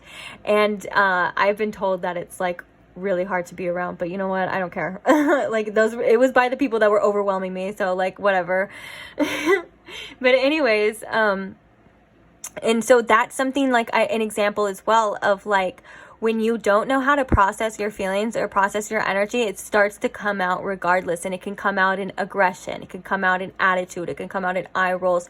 So just be aware of that. It just means that you're feeling something else. It means that you're having these feelings that are trying to come through. So there's always ways to address that to where it doesn't hurt anybody else or hurt anybody else's feelings, especially, you know, the people closest to you, we tend to get the most annoyed with, and I can vouch for that too. The people that love us the most, that are right there, you know, that sometimes they're the ones that we just want to oof. And so, but we don't want to do that really, though. We do end up feeling bad or something after. And so to just be aware of that, because, you know, our actions do hurt other people unknowingly, even though we don't mean to. And I think that's just a specific message for some of you as well, too. And then with this time to step up, be a leader, be a helper, don't blindly follow. I don't think you're a follower at all, Pile 4. And I think that this is just about you stepping up to the plate in your own life, and maybe in people around you as well too, you know. But it's really about you being like, all right, enough's enough. I'm not taking this anymore. I'm not waiting for this anymore. I'm not doing that anymore. It's my time now, and I do what I want. And leaders can sometimes be selfish too. I know that sounds ass backwards and doesn't make sense, but you know, being a leader in your own life is an example of leading, you know, in other scenarios as well too. So it's okay to be selfish. It's okay to take time for yourself and really figure out what you want as well too, because I feel like the gap between this person, what this person's intuition is leading them towards, is a big time difference. I mean, I'm sure it varies for most of you, but this isn't something that's going to just happen tomorrow, you know, or they're not going to be like, oh, next week, like, oh, here it is, you know, we're at that happy family destination, you know, where this person's realized all of these things. No, I believe that this is actually a path that this person's taking, a journey, like I said before. So it's your journey on your end as well too. So, you know, to remember that you're on your own path and your journey, and being the leader in our own lives is just doing whatever it is that we want to do, and not really feeling like we're like, again, like how we were talking about this person, like kind of going through those motions, those habits, you know, like you know, being the leader in your life is like, all right, I want to pursue this, so I'm going to do that. I want to do this. Hey, I'm telling you how I feel, obviously in a nice way, in a respectful way, if it's someone that you respect, you know, but like, I'm telling you how I feel because I don't want to do that anymore. I'm not going to put up with that anymore. I'm not going to, you know, it's like just take in charge, and in any way that you feel you need to take charge. And don't worry about what anyone else does as well too. Like, you don't have to. Sometimes being a leader is scary, and sometimes being a leader can cause unwanted attention. And what I mean by that is that, like, when you're the first to do something, and this could be being a leader in your family as well too, with like ancestral things. And the reason why I say that is because when you're the leader and you're the first to do something, there's going to be a lot of people that judge you. There's going to be a lot of people that don't understand you, and there's going to be a lot of people that think you're crazy or you're wrong or whatever it is, you know? And that's just kind of the burden that comes with leaders a bit. And then once you get to a point where people see like, okay, this is good, this is how it's supposed to be, then, you know, people start following and stuff. But usually in the beginning stages, it's like people are like, what are you doing? So I guess be aware of that as well too. When you start making changes for yourself and in your life, maybe there's going to be some people around you that are like, you're crazy, that's not how we do things. But then you're going to be like, well, I know that's not how we do things, but I don't like how we do things, and I don't like how when we do the way we do it, it ends up, or where it ends up. So I'm not going to do it that way. You know what I'm saying? It's like you have I feel like you have this fiery independence that's very beautiful here. And I think it's time to own it. And I love that for you. So do I want to say anything else? No, I think that's it for this pile. Yeah, I think I'm going to leave these messages here. I really hope this reading helped in any way, shape, or form. Thank you so much, guys, to anyone who likes, supports, shares, or comments, or just supports this channel in any way, shape, or form. I'm forever so grateful for you guys. Really, like, I can't even describe, like, how grateful it makes me. And I really do enjoy doing these readings for you. I love this so much. So thank you for letting me read for you, or read to you, or whatever, you know, and I can't wait to read for you again. If you would like me to read for you again and you are not subscribed, go ahead and subscribe so you don't forget and possibly never see me again. So I'm gonna let you guys go on your merry little way, and I just want to say thanks and sending you guys love, and I will see you guys at the next one. Bye.